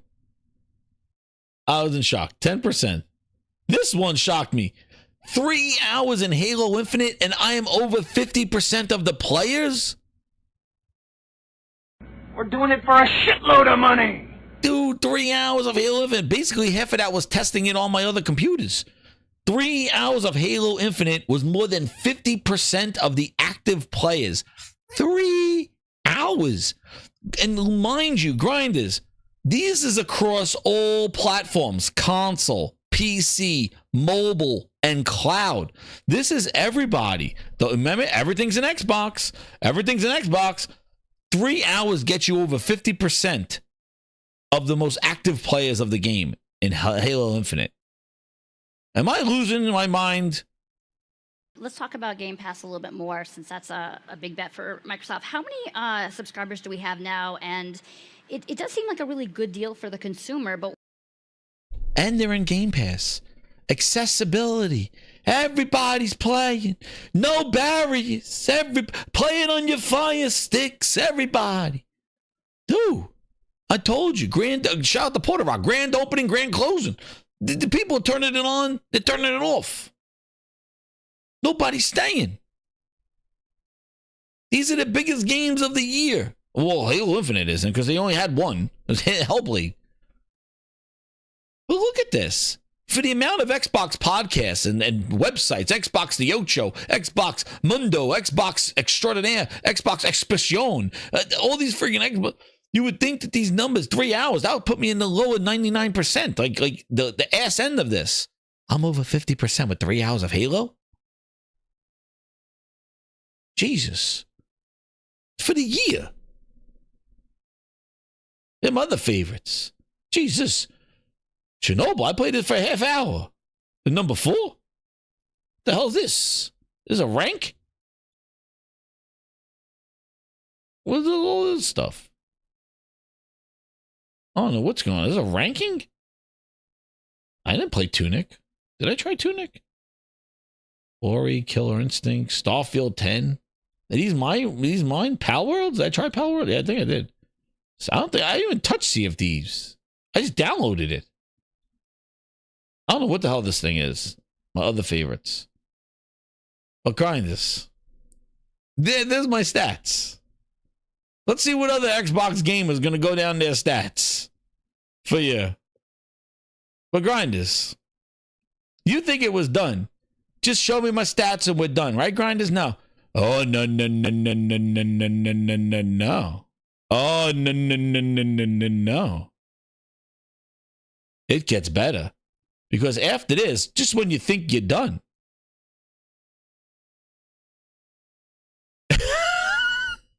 Xbox no, Phil Des. Oh, Phil Spencer has to. Phil Spencer, not Sarah Bond, but Phil Spencer has to give us an end of year message in checking your thing. Why not? Let me sign your ass, he said. Let me sign your ass. There you go. Great ass! No, you like to look at yourself on television, you sick son of a bitch. So look at this. Why not? This man puts himself in front of everything like a freaking freight train. I'm just checking out my stats. How can I play that Xbox? It's like, oh, no, Phil Spencer has to talk to you. Thank you from Phil Spencer. Not Sarah Bond, who's the person at Xbox. Not Matt Booty. Nope. Phil Spencer. No, you like to look at yourself on television, you sick son of a bitch. So look at this. So let's hear what Phil has to say. Phil won't let you leave without, nobody leaves here without singing the blues. Phil Spencer has to, he has to talk to me. Oh boy, I got us. You're now leaving Disney World without taking a picture with Phil Nessmouse. Oh boy, come on. What did we do today? You can't leave. You can't leave. Nobody leaves Xbox without talking to Phil Spencer. There he is. Hi, Xbox community. As we wrap up 2024, I want to take a moment to thank each and every one of you for making this a year to remember. Your love for gaming continues to inspire us. Throughout the year, our community has seen incredible achievements, unforgettable moments, and countless hours of joy and triumph. Is he referring to the February podcast? I don't know. Was that a special moment? When playing on Xbox. I personally spent a ton of time battling Lilith in Diablo 4 and getting back into Fallout 76 with friends after binging the Amazon TV series. We believe in playing the way you want to play. So whether you are exploring new worlds on PC, competing in intense multiplayer matches on Xbox consoles, or simply enjoying time well spent connecting with friends on mobile, we're so glad you experienced the joy of gaming in a way that works for you this year. Thank you for being a part of this incredible Xbox community. Here's to more quests, victories, connections, and more joy in the years to come. Happy gaming, and see you in 2025. Xbox no, Phil Des. Well, Bill, you're drunk. Go home. Man, why do we have it's like not only did you vote, but now you gotta listen to a vote, like you gotta listen to him give you his marketing speech. All I wanted to do is check out my stats, and Phil Spencer has to put himself here. Oh boy, here he is, talking about what an incredible year it is. He should have been like February in the Xbox podcast when you thought we weren't making a console. I don't know what he's talking about. Granted, I have no clue what he's talking about. A year to remember. You bet your ass is a fucking year to remember. No red line. That's what he's talking about. Great Circle is coming out this December. That's what he's talking about. 25. It's coming. Just 4 games. These are the highlights. hi, Xbox community. As we wrap up 2024, I want to take a moment to thank each and every one of you for making this a year to remember. No, you like to look at yourself on television, you sick son of a bitch. So look at this. Oh, man. Wait, Phil, I got a year to remember. Here we go. There he is. Yeah, Phil. Phil has a message to say. This is what I think of Phil when he says, there you go. Is that a deal? No, I keep losing at deals, and I don't want to make a deal anymore. I am leaving, and you can't stop me. I'm packing my bags. Very, very calm day until this. A bump in the road comes, and she's being sarcastic. I won't be coming back until Saturday when you leave. She's going to try to stop me, but she can't run in those little high heels. Never see this face again. Xbox no, Phil Des. Well. Wait, he had some more to say. See, I interpret the Phil Ness like that was the corporating speak, but if you play it backwards, if you play Phil Spencer's messages, if you're talking to 3 people, that's me digital saying he's talking to 3 people. Dude, if you play Phil Spencer's videos backwards, it tells you what he's really saying. It tells you what he's really saying. I got it right here. If you played it, yeah, I'm gonna tell you right now. Wait, where is it? There he goes. This is what he said. The year in review. I see commentary that if you just build great games, everything would turn around. It's just not true that if we go off and build great games, all of a sudden you're going to see console share shift in some dramatic way. We lost the worst generation to lose in the Xbox One generation. Just focused more on great games on our console, that somehow we're going to win the console race. I think doesn't really our console that somehow we're going to win the console race. I think doesn't really lay into the reality of most people, like 90% of the people. Xbox, no, Phil does. Build a great he's done. He's done speaking. I want people to feel. There we go. See, if you play it backwards, you can hear what he's really saying, how he really feels. How he really feels how the year went. That's a year in review. That's right, Nick. That's a year in review. Let's see. Do I have any other ones? Let's see. Here's another one. This is what he said in the beginning. Means when I think about Xbox, I'm going to think about quality games. We have work to do there. We haven't done our best work over the last few years with our first-party output. That's always been a hit on the company on that. Whenever I hear some criticism. Yeah, I don't know if I'd say always. Like I think we've gone through times. Not to where throw mud on you, but I heard it all. I heard it all, Phil. I heard it all. What a year. What a year. And he said, and then he wrapped up the year in this. He said this thing again. He just said, just to remember. Oh no! We suck again!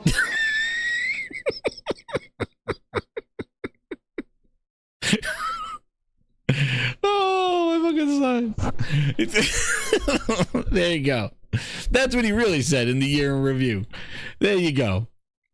Dude, Phil Spencer.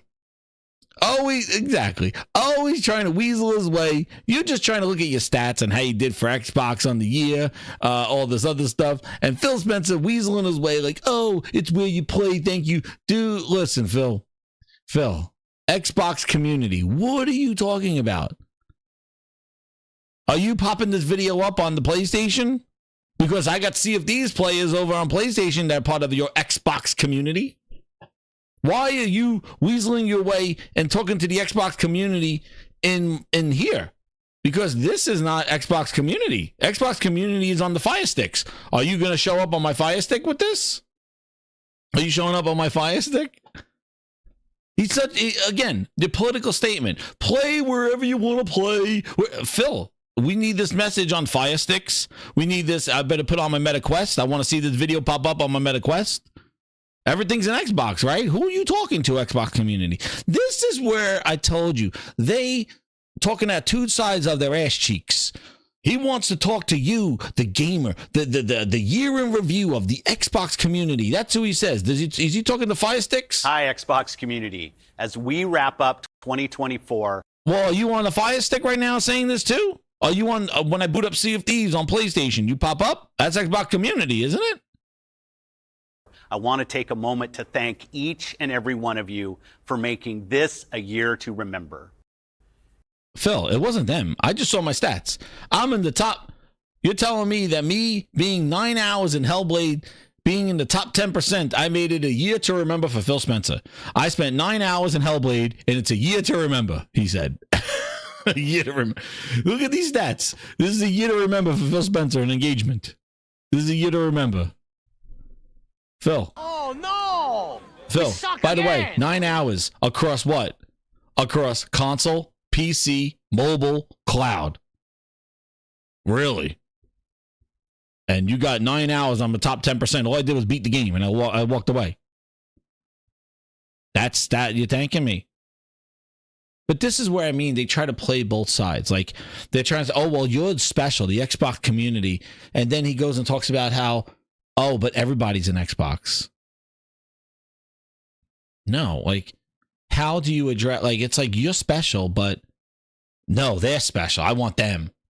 And it's just the tone. It's like, oh, he's in the Xbox app at the Xbox thing, so he's talking to the Xbox. Oh, there's more. Look at this. He even look, he weasels his way. He's not even at the end.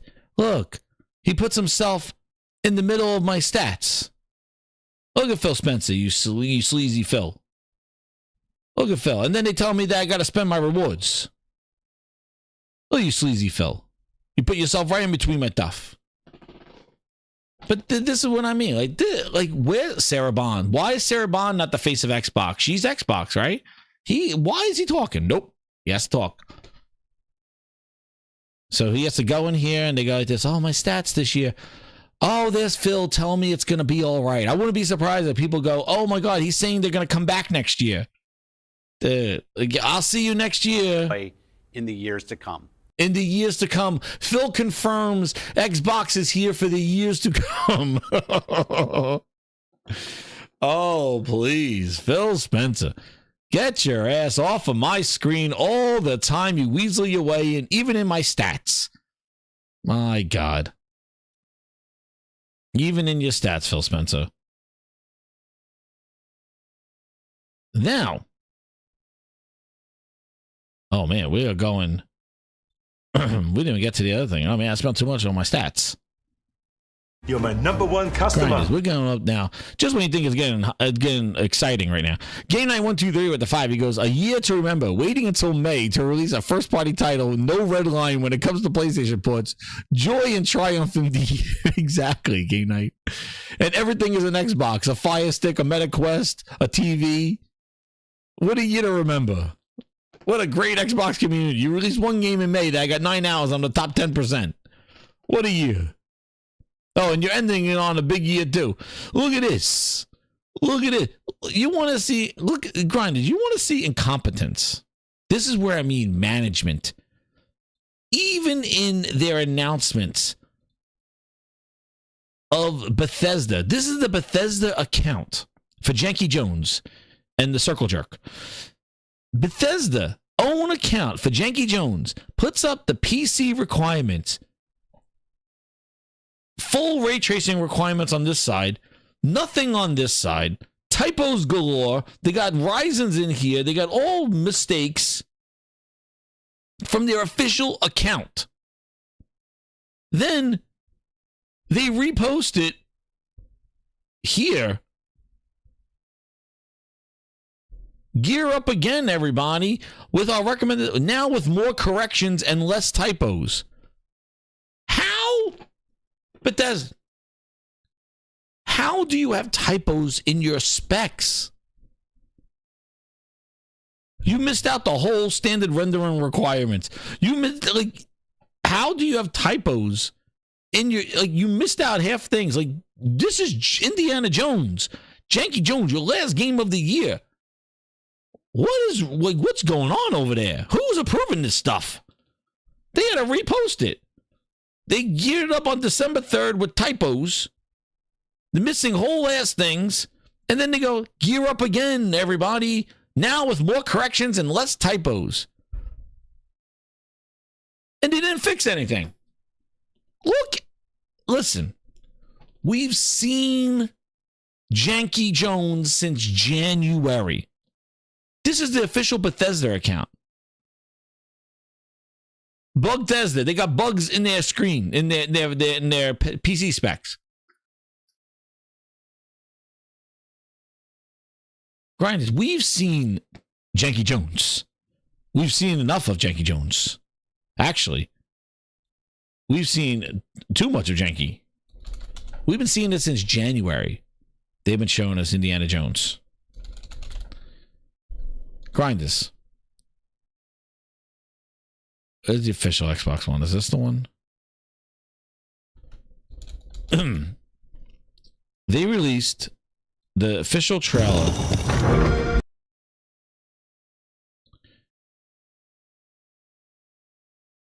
Let's just get a visual of it, of Janky Jones. They released another trailer of Indiana Jones. All right. Again, cinematics. It's always been the cinematics. I think look good. They actually said this over what did it say? 8 hours or four.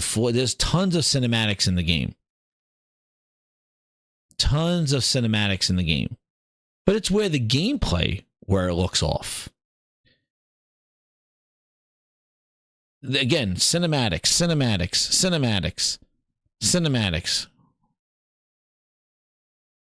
There's some janky gameplay. Cinematics. As we keep seeing cinematics, where is the gameplay? Where's him whipping and swinging and doing all that stuff? Because this looks like a movie. More cinematics. There's some janky pole.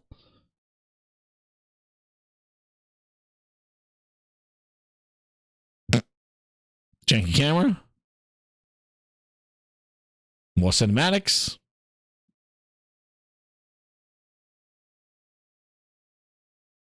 There we go. There's a janky a nice sizzle reel of him turning knobs. 4 hours of cutscenes. Thank you, Mike Meridian. Yes, 4 hours of cutscenes in this game. And they're showing you all of them.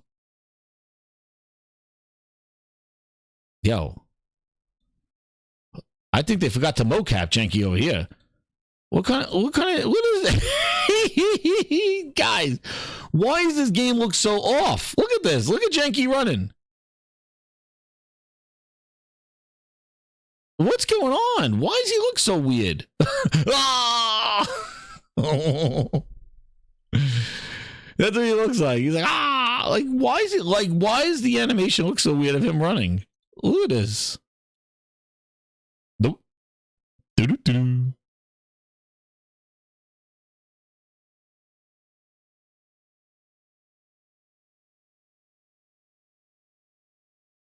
Yo. I'm telling you, I think this game, there's all cinematic stuff. Yeah, so, yo. This is what I don't get. Like, his animations of whipping and stuff is so slow. Yeah, man, I don't know. We've seen enough. And, yo, come on, tell me this don't look off, dude. Look at this. Look at this. Look at the gameplay. They've been showing all cinematics, but look at him scaling the wall. Yo. The janky shuffle. The janky shuffle. More cinematic. Show us the game. Also, they're showing the 4 hours of cinematics right here. This is all they've been showing every year. They show a whip here or there. Yo, the janky run. Look at the janky run. Finally, they show gameplay. Here's the janky run. I guess Indiana Jones is bulletproof because the guy's shooting at him. He's running right through the bullets. Janky bulletproof.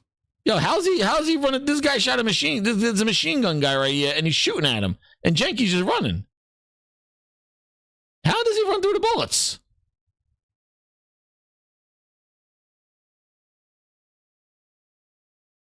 I don't know. Oh, Janky slap.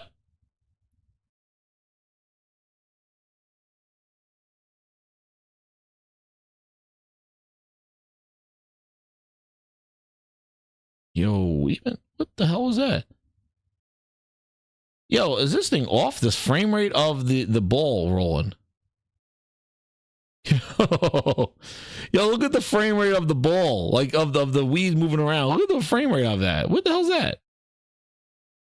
Everything looks off. But anyway, you know what, Grundy? Don't take my word for it. Let's go look at the comments. Let's go see what they got to say. Please be good. Listen, if you got to say please be good after everything that we've seen of Indiana Jones and the Great Circle, that's not good news. 1.4K people like this. Please be good.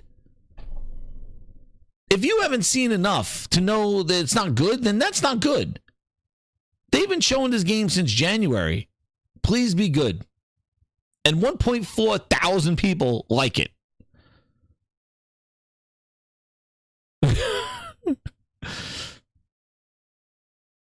Thank you for getting this game into Game Pass. Oh, freeloader, always one of those.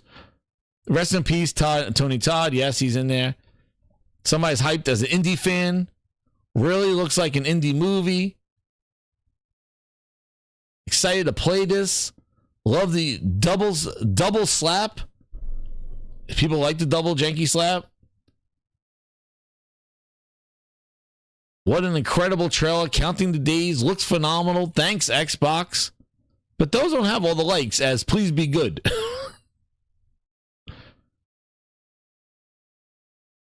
Did they remove the comments? Because I saw ones that people like, it looks like a VR game. Counting the out. Yo, they put these up there. Let's see. Where is this one? They had somebody going like, the most liked comment is please be good. So far, what I've seen. Please be good. So you saw all that stuff, right? Let's go see. Anticipated game. Thanks, Game Pass. Thanks, Machine Games. Can't wait to play. Please be good. I want this game, but I'm expecting it to fall flat. Going to play through with my dad. This actually doesn't look bad. Well, all they showed was the video. PC requirements. Are you crazy? Doubt my 470 will be able to run 1440p, and that's what we'll get into there. Looks awesome. I feel like it would be a sick VR game. Doesn't look too bad. Have our fingers crossed and prayers. I think we've seen enough of the game that you don't need to hope. Really looking forward to this. Day one. Trailer looks good. Excited. Hey, man. They're all hyped up. And then you look, and these are the specs. So you've seen. This is the thing where I don't understand this. Thank you, Game Pass. Thank God, Game Pass. Yeah. That's always the factor in there. First off, if you notice something at the bottom, the big thing that people are going crazy about, ray tracing required, ray tracing required. Ray tracing cannot be turned off. Ray tracing is on and stays on. So that's why, look at the minimum. I got a 4070.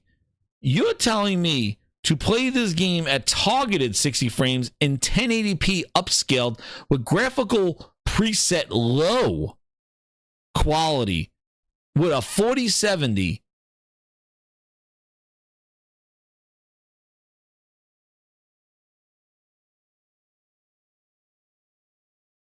That's the minimum? That's the minimum. And the game is 120 gigabytes. This game is not optimized at all. In order to get recommended, they want 32 gigs of RAM, a 4080 to play a 1440p. This is where I tell you they are off with this stuff. Are you kidding me? The game is 120. It's not optimized. But the game never looked that, like, you got games like Horizon out there, like all the God of War. You got these games, even like you got these games looking like this, and they don't even have specs like this. That game looks janky as hell. And you're telling me to run 4 hours of cinematics? You need a 4080 at 32 gigabytes of RAM, 120 gigabyte storage? As a recommended for ray tracing, and then you go coming over here, you need a 3080 Ti for the standard rendering recommendation, which still has ray tracing on.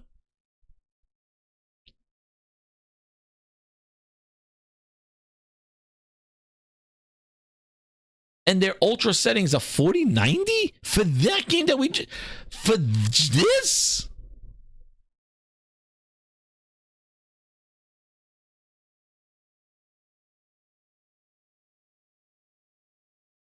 For this, a 4090, 4080?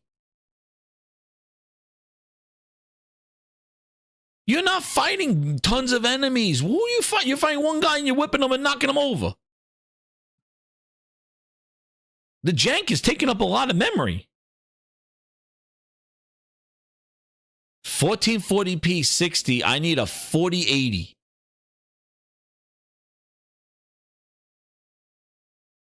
And let me ask you something. Do you see ray tracing? Go turn on Spider-Man 2 and look at the friggin' puddle. Do you see any ray tracing that needs to be turned on in this game? Like, do you see reflections all over the place? Look at this. 120 gigs? Ray trace what? Are there a bunch of metallic surfaces somewhere? Why is ray trace on by demand? Where's the ray tracing in this thing? Where's the ray tracing in the wine? In the blood? Why isn't that thing shiny? You should be able to see Indiana Jones' face.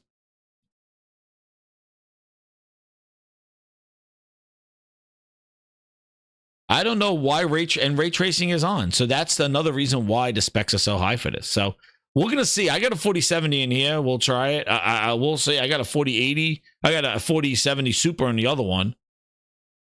Exactly, Jack. This game has ray tracing? Like, it's on by demand. You can't turn it off. Ray trace what? Ray trace shadows? I don't know what ray tracing is on, but it's on. And it's given crazy specs of power. A 4080 for one dude in a parking lot. One dude. A 4080.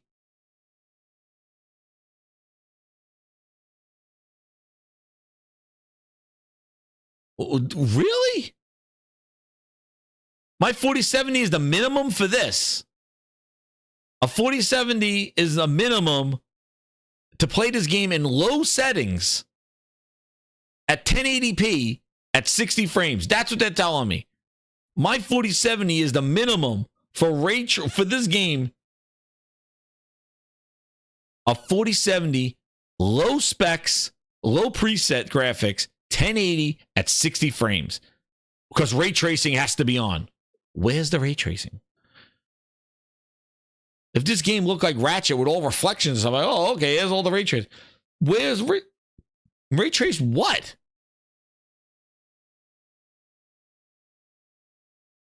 And that's a targeted 60. You find one dude in a hallway with the bitch slap. Great Circle is coming out this December. Janky.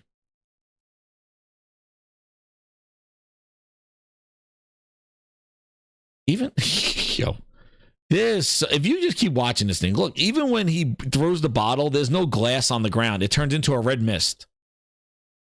Dude, the bottle doesn't even break. There's no glass on the ground or anything like that. And you know that this is the best this game could look. You know this is probably the 4090 version. Listen, grinders.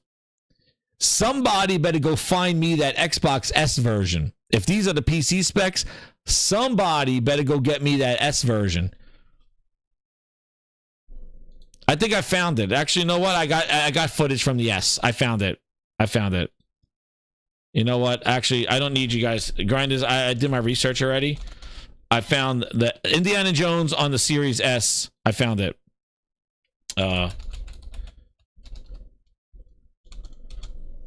With those specs.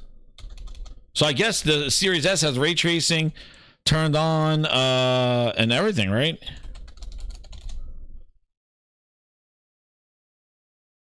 But I think I found where is it?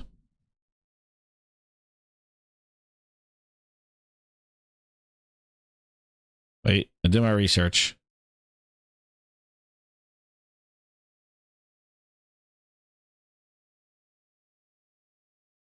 Where is it? I had it. Damn it.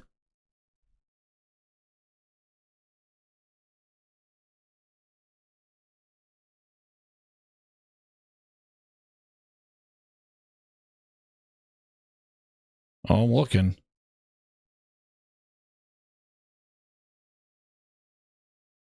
Found it. Grind this. This is, we found it. Here it is. The Indiana Jones running on the Series S. I got you right here. Here it is. Incredible. Look at Janky Jones on the Series S. Look at those animations. Series S, Indiana Jones, and the Great Circle. We found it. 25. It's coming. Get him, Indiana. Look at this production quality. There it is. Look at the whipping action. Real whips. Saving the children. This is more gameplay than they've shown all year. There it is. Beautiful. Beautiful. There it is on the Series S. We found Indiana Jones and the Great Circle on Series S. We got it. This is a very short footage, but we found it. We got him. We got him. There it is. With those specs, we got the Series S version of Indiana Jones and the Great Circle. Here it is. The unfound footage. We got it. Janky Jones. There he is. Then these animations are a lot better in the Series S version, I have to say. The Series S version does have better animations. Thank you again. Uncut footage of Janky Jones.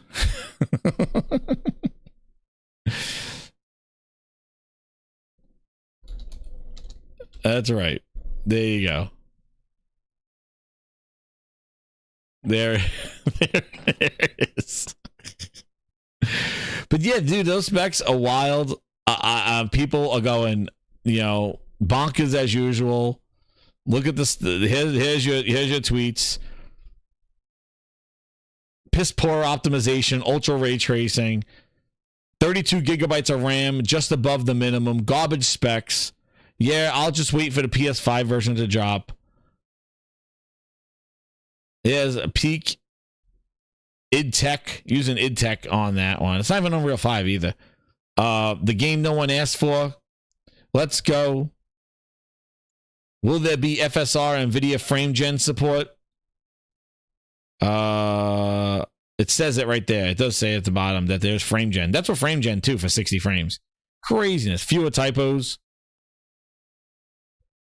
At this point, game is becoming ridiculous with the specs needed to run the game. Game developers are alienating a large portion of people. These specs are insane and you know it. Nobody's excited to play this. Over under 15K current users on Steam. I say under. Shit requirements. 32 gigs of RAM recommended. Means your game is dog shit. Make a good game. Enough of the pronouns. There's a guy with pronouns now. Bruh, 10 gigs to download. It's like 45 minutes of gameplay. Who designed this trash? What the actual fuck do you think about that? This is equivalent to Mike Tyson in his prime. Optimization left the chat. Again. A game that needs the like, why is this all the time? Xbox just does not read the room. Indiana Jones and the Raiders of system memory. Optimization not a priority. Fixing typos doesn't help anything with those specs. We've entered an era where standard rendering requires ray tracing. Can I get 30 frames on my 3060? Where's the optimization? It is crazy. I've never seen specs that high for a game that doesn't look that great. This is what I mean. A game that looks like this. You got Horizon and all these other games looking like this. Like, this game does not look like anything special. But it needs a 4090, 4080. It's like, whoa, you're talking about $1,500 cards? $1,000 cards? For what? Static environments? 4 hours of video? Cinematics? But this is Xbox. This is what their production does. Like, this is what they do. The game all year did not look appealing. It looked janky. That's hence the name, Janky Jones. And then right before release, you drop the specs and they are that astronomical. That my system is minimum requirements. And you can't turn off ray tracing. Where I ask, where the hell is the items just glow up that you can interact with? Look at this. This game.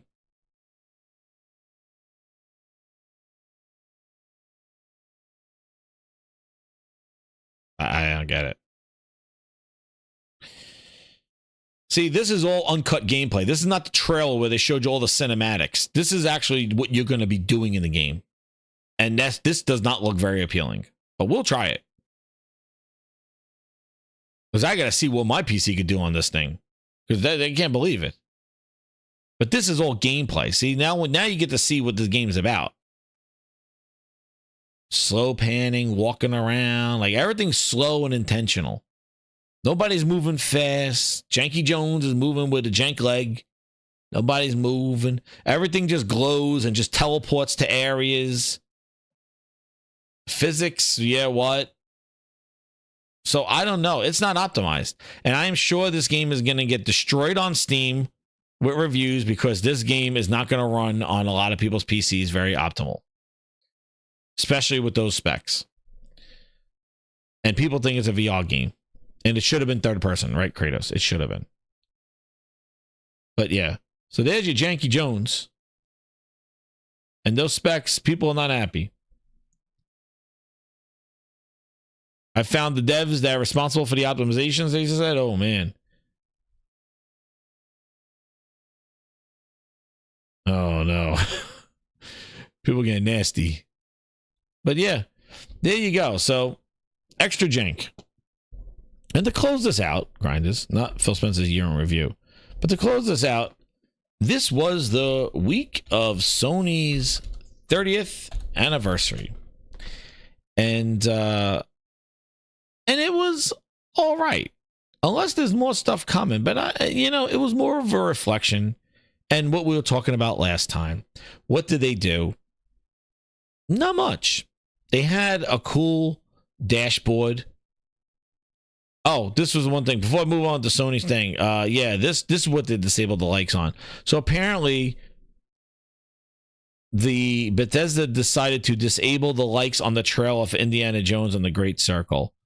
So Bethesda disabled the likes. So I don't know why they did, but they disabled the likes but kept the comments on. So not sure why they did that. They got, but see, that's not a Bethesda thing. Did they? That's the one I was trying to find. Let me see. Do they still have it? Nah. Do they still have it on their channel? No, it's still there. The dislikes are there.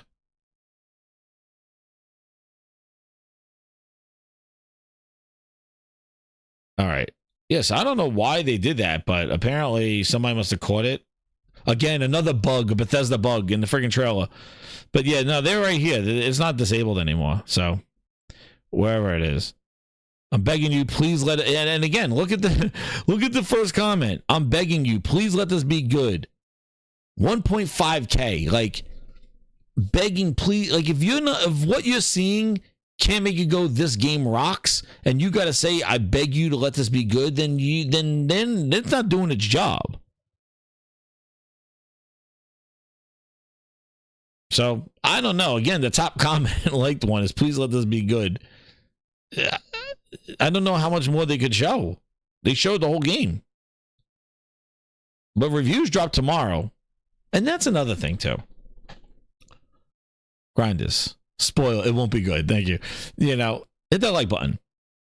Oh, other thing is, like, you look at it, all like, thanks for the review code. Everybody got like Microsoft. They send out these review codes to all the people that are going to give good publicity and send this thing around. Like, it's so slimy. You're my number one customer.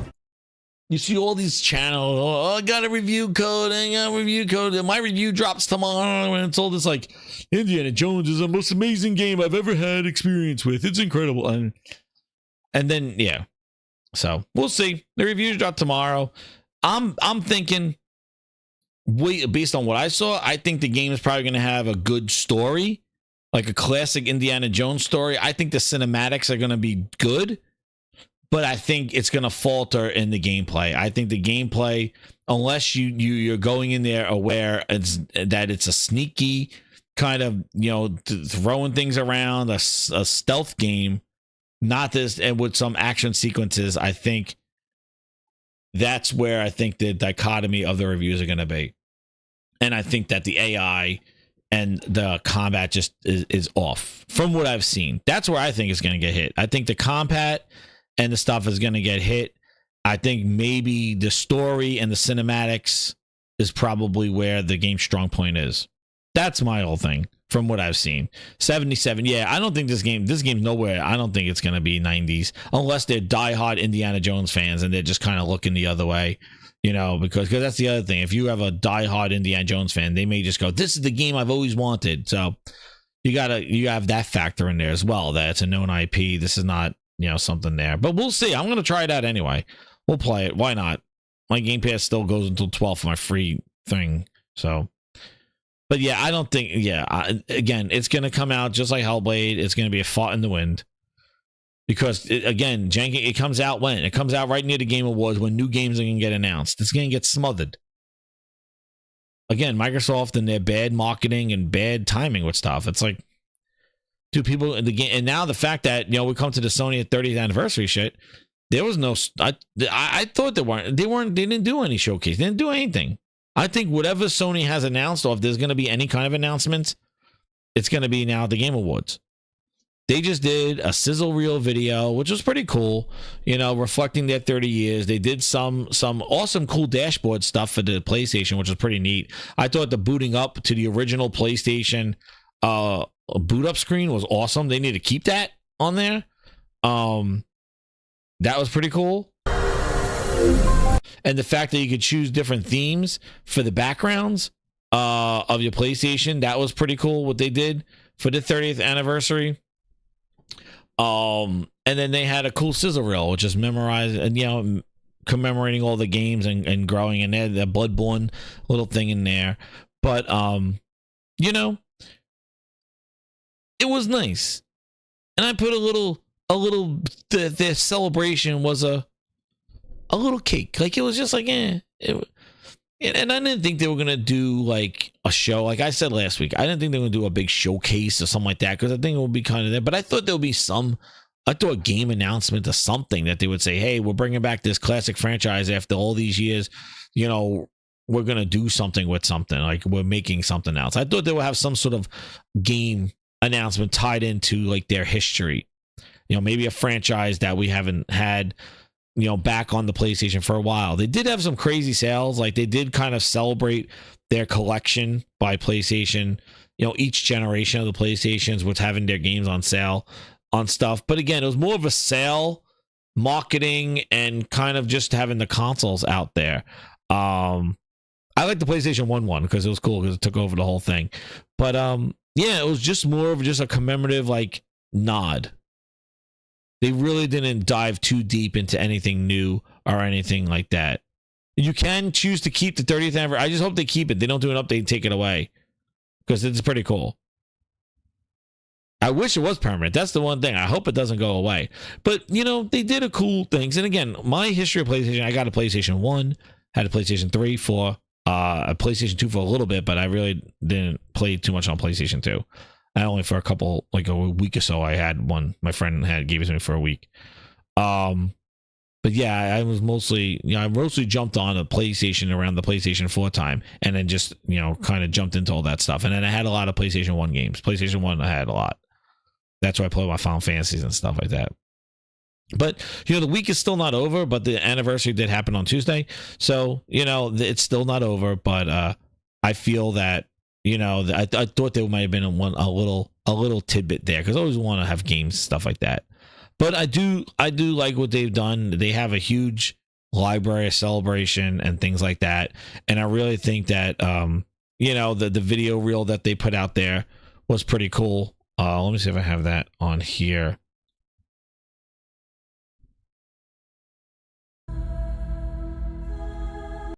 Yeah, I don't know if there's any music on here, but yeah, just kind of let it run.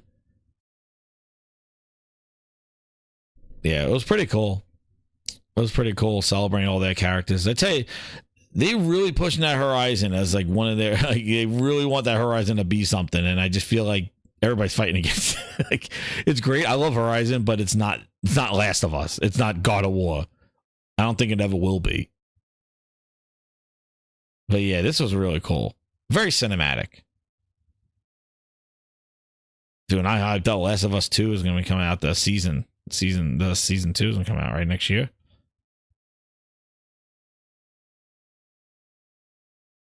Spider-Man, Miles Morales, Spider-Man, Uncharted. We need a new one. Ghosts, yes. I printed out my mask. If you saw that on Twitter, I printed out the mask. And then they announced the new game. They announced a free GTA that's on playable on the PlayStation 4 and PlayStation 5. It's gonna be like my first GT. Basically, it's basically like a slimmed down version of Gran Turismo, like a certain maps and stuff like that, racetracks and things like that. So, pretty interesting that they're doing that with GT, but it's really getting people involved in there, and yeah. See, it's not even Uncharted Spider-Man. They're just too big. But yeah, like this is a kind of a trailer, kind of announcement. You know, the Shuhei announcing his retirement. There's Parappa the Rapper. Yeah, where's that? Where's friggin' Wipeout or something like that? Where's that in VR? Man, we had that in PlayStation 4 VR. It's about the games, right? The games. No, it's about us.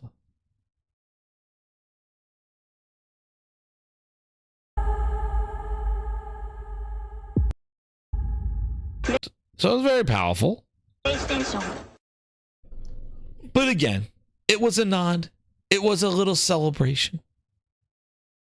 It was nice. They did. I think that, you know, having the systems and things like that, the 30th anniversary, I got the classic controller, things like that. Yeah, I know, Fahim. Like, the games look freaking incredible. It just gets you excited about what we're gonna. Let's go. Like, I'm just like, I've been saying this all year. Like, let's go. Like, we need that tipping point of, I love this. I love the history. Yes, you got me. Let's go. What's next? And that's like thing. It's like, I'm like Goldberg. Who's next? What's next? And whenever they could drop some what's next, I'm really excited. But I think they did a nice nod, a nice 30th anniversary. It wasn't the huge spectacle that I think a lot of people thought was going to happen for this 30th anniversary. I think a lot of people were banking on, like, this was going to be, you know, the big shout out, you know, kind of like this. I think they should have, you know, never against that. I think this should have been their week. So I don't know if they got something cooking for the Keeleys or something like that. I don't know. But Keeley loves himself some smuggling grapes and stuff like that. But I do think, you know, the anniversary was a nice nod. I think they did a little cool stuff, but, you know, I would wanted more. I thought maybe a little thing here, but the week is still not over. Maybe they have something again for, you know, maybe they have a nice announcement, something like that. That's right. Days Gone was given the raw deal. I like Days Gone a lot. I thought Days Gone was great. And I love the startup. I love how they transferred that stuff. All right, Sony better be at the Game Awards. I know, that's what a lot of people are saying. After this anniversary celebration, when they kind of just dropped the trailer, they did the sale, they did the dashboard update, they, you know, they had the consoles and the controllers out there of the 30th anniversary. They had their little cinematic video, and they're like, happy birthday, and they just did that stuff and kind of did that. I think people are like, oh, okay, that's what it was. But I think, you know, people thought a lot of more stuff was going to come. So, you know, I would say again, you know, they're just kind of resting on the nostalgia and just not too much of the it's just a happy birthday. It's like one of those, like, you thought it was gonna be your 21st birthday, but really it was like your 35th. And I was like, yeah, what are they cooking? Yeah, right, Kevin. What is Ben cooking? Like this, you know, you could tell I'm just like, hey, the 30th anniversary was all right. You know what? I think more. Like, come on.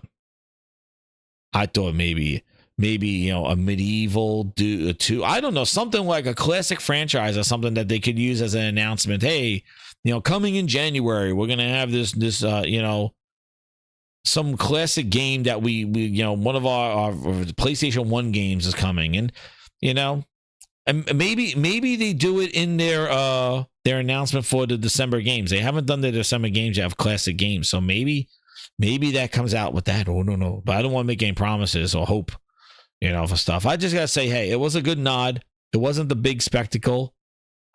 SN Kev, I gotta go back to Super Chats. I'm sorry. Hold on. Oh my God. Did I read? Did I miss? Oh, SN Kev, yeah. Remember Todd H wants you to build it. Oh, yes. Thank you, SN Kev. I'm sorry, I missed that one. For the $2. Thank you so much, man. Todd Howard wants you to build a new PC. Talking about Janky Jones. That's right. With Janky Jones.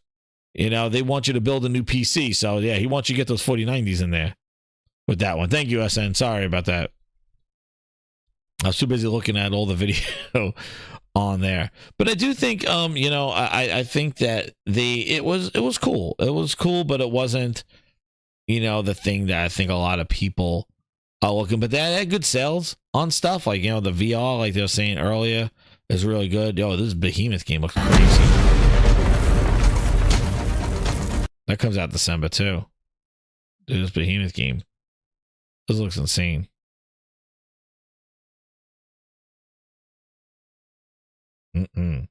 Hope I feel better by then. Oh, the grappling hook.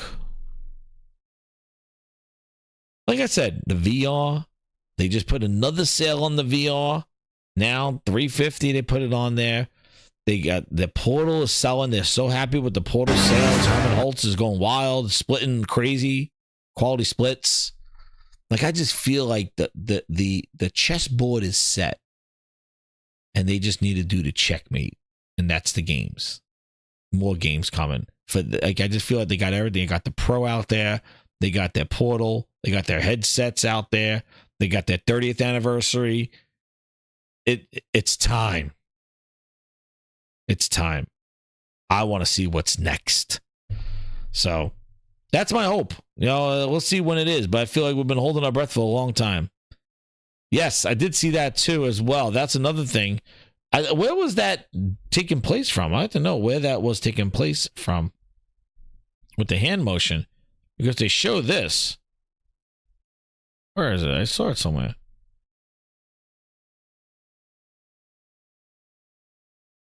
Is this it? No, that's not it.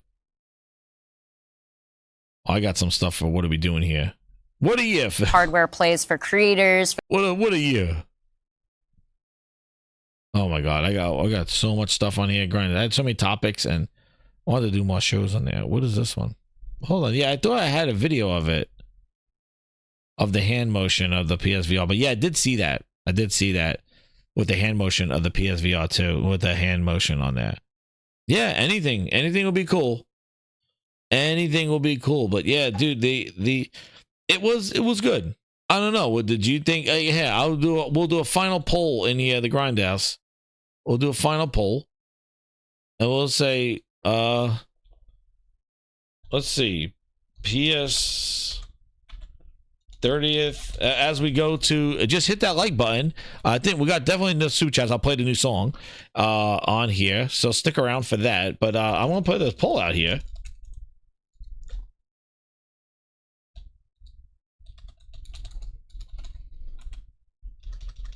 Let me see.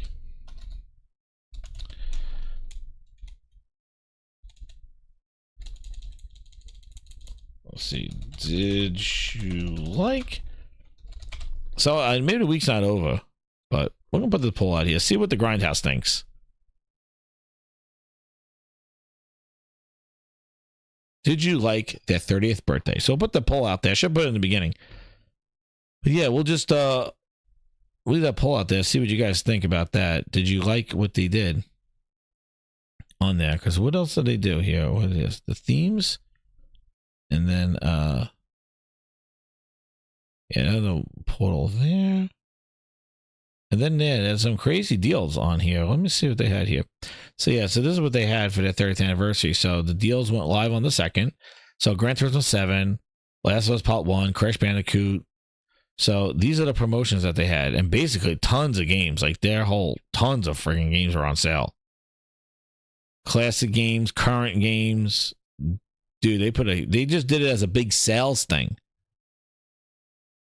Exactly, BV. That's all they did. They released a commercial and put a bunch of games on sale and updated the dashboard to reflect the history of PlayStation. That was it. That was it. But yeah, tons of games on sale. But no Nothing too big. They just kind of, you know, they did a big sale on stuff. Yeah, they did some cool little history of the console on their website, like what I got from the screenshot. They got they did that trailer, like thank you and stuff like that. But again, Michael, I know I want to see games. I thought it would have been a great way to, hey, we're bringing back this franchise as a remake or remaster, and we're doing Sly Cooper again, or I don't know, like we're doing a Sly Cooper 4, or some sort of nostalgia announcement with that. But we didn't get it so far. But I just want to see games, and you know, we're trying to look for every reason for Sony to have a show to show the stuff. And you know, they did with Ghost of Yotai, but I don't know. This stuff, like, what's going on? Like, seriously, what's going on? Will we see Wolverine next week? I don't know. I have no clue. I'm just going to be surprised to say if they show anything there. I'm assuming that the Death Stranding 2 will be there. But yeah, we'll see. But yeah, the third anniversary was all right. It was okay. It was for what it was, but I think a lot of time people thought there was a reason for them. But I knew last week, I said they were not going to have a showcase because it kind of didn't make sense. Like, why would they do like an announcement? Maybe a state of play to announce a couple of games, but it's so close to the Game Awards. That's right, John. Yes, Sean Layden been criticizing gaming. Yeah, I had a whole rant about him. And just like the whole message about gaming is not the way it is, and so like he's trying to make like his time like a solidify, like they don't do it the way they used to do it. Like Blade, oh my god, SB Digital, Blade, dude, Blade, I can't even Blade. That's another one. That's not even on Phil Spencer's wish list. Phil Spencer supposedly was playing State of Decay 3 last year. He was playing it. He loved it last year. We haven't seen anything from State of Decay 3 a whole year. Blade, I don't know where the hell Blade is. I don't think we're going to see Blade and Wolverine. I think Wolverine's going to come out and Blade will be forgotten. Blade. Oh, man. A bootleg Blade. I mean, Phil Spencer Razor Blade. Well, let's see what this poll said. Yeah, we're going to get that song ready for you. So you can get the jamming. Get that song here. We wind down to the gaming grinders. Let's see what the poll says. I hung in there. Let's see where. Let's end our poll, and then we'll play our song. There it is. So, did you like the 30th birthday? Yes. 86% said yes. 13% no. That's 30 votes. There you go. Well, grinders, thank you again. We're gonna wrap up and go through the VIP grinders and get a nice happy birthday song for PlayStation. We got a nice little birthday treat for the PlayStation 30th, because we're gonna celebrate that 30th anniversary. We don't go quiet here in the Gaming Grindhouse. We do music and we have some jamming, but let's do a nice little PlayStation tune to wrap up this song. So hit that like button, subscribe if you're new. Thank you for hanging out with me tonight at the Gaming Grindhouse. I know it was not the same nights. Monday nights at 8 o'clock is when the show is, but again, I was getting over the turkey flu, and we were all sick, and I'm feeling a little better now. Actually, I'm probably gonna drink a lot more water. But I want to thank you all for hanging in there and hanging with me. And let's hear a new PlayStation song, because we hit our super chat goal. And you guys hung out to the end, so you get a reward. Here you go.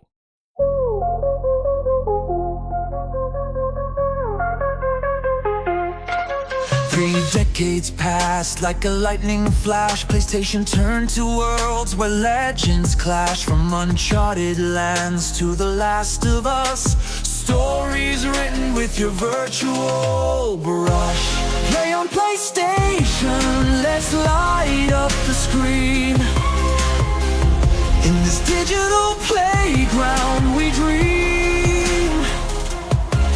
From the first press to the final boss, every victory and every loss. Through horizons wide and secrets found, in every battle when heroes are crowned. Every game a story told just right, turning room dark and night into daylight. Play on PlayStation, let's light up the screen. In this digital playground we dream. From the first press to the final boss. Every victory and every loss. Time's frozen when your heart's on the line. In this console's embrace we confide. From PlayStation, memories never old. This journey of stories marbled in gold. From the first step in a distant land to the last breath of a desert sand, play your heart out, don't ever stop. For the love of the PlayStation, we'll rise to the top.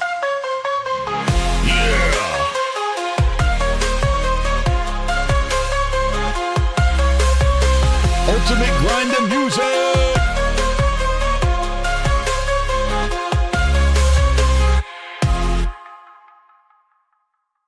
Button mashing through the night. Well, thank you again, Grinders. Shout out to all the VIPs. If you like the music here at the Gaming Grindhouse, you could join the Ultimate VIPs. Here you go. They're the Ultimate Grinders, and they get all that music day one in their own playlist. So that's Ultimate Grinders Pass, Grinds Pass, and then shout out to all the old school Platinum and Golden Grinders. I update these lists and the VIPs. We are about 15 members short of getting the new emoji. Hit that like button, subscribe if you're new, and hang out with us at the Gaming Grindhouse. Thanks again, everybody. Good night.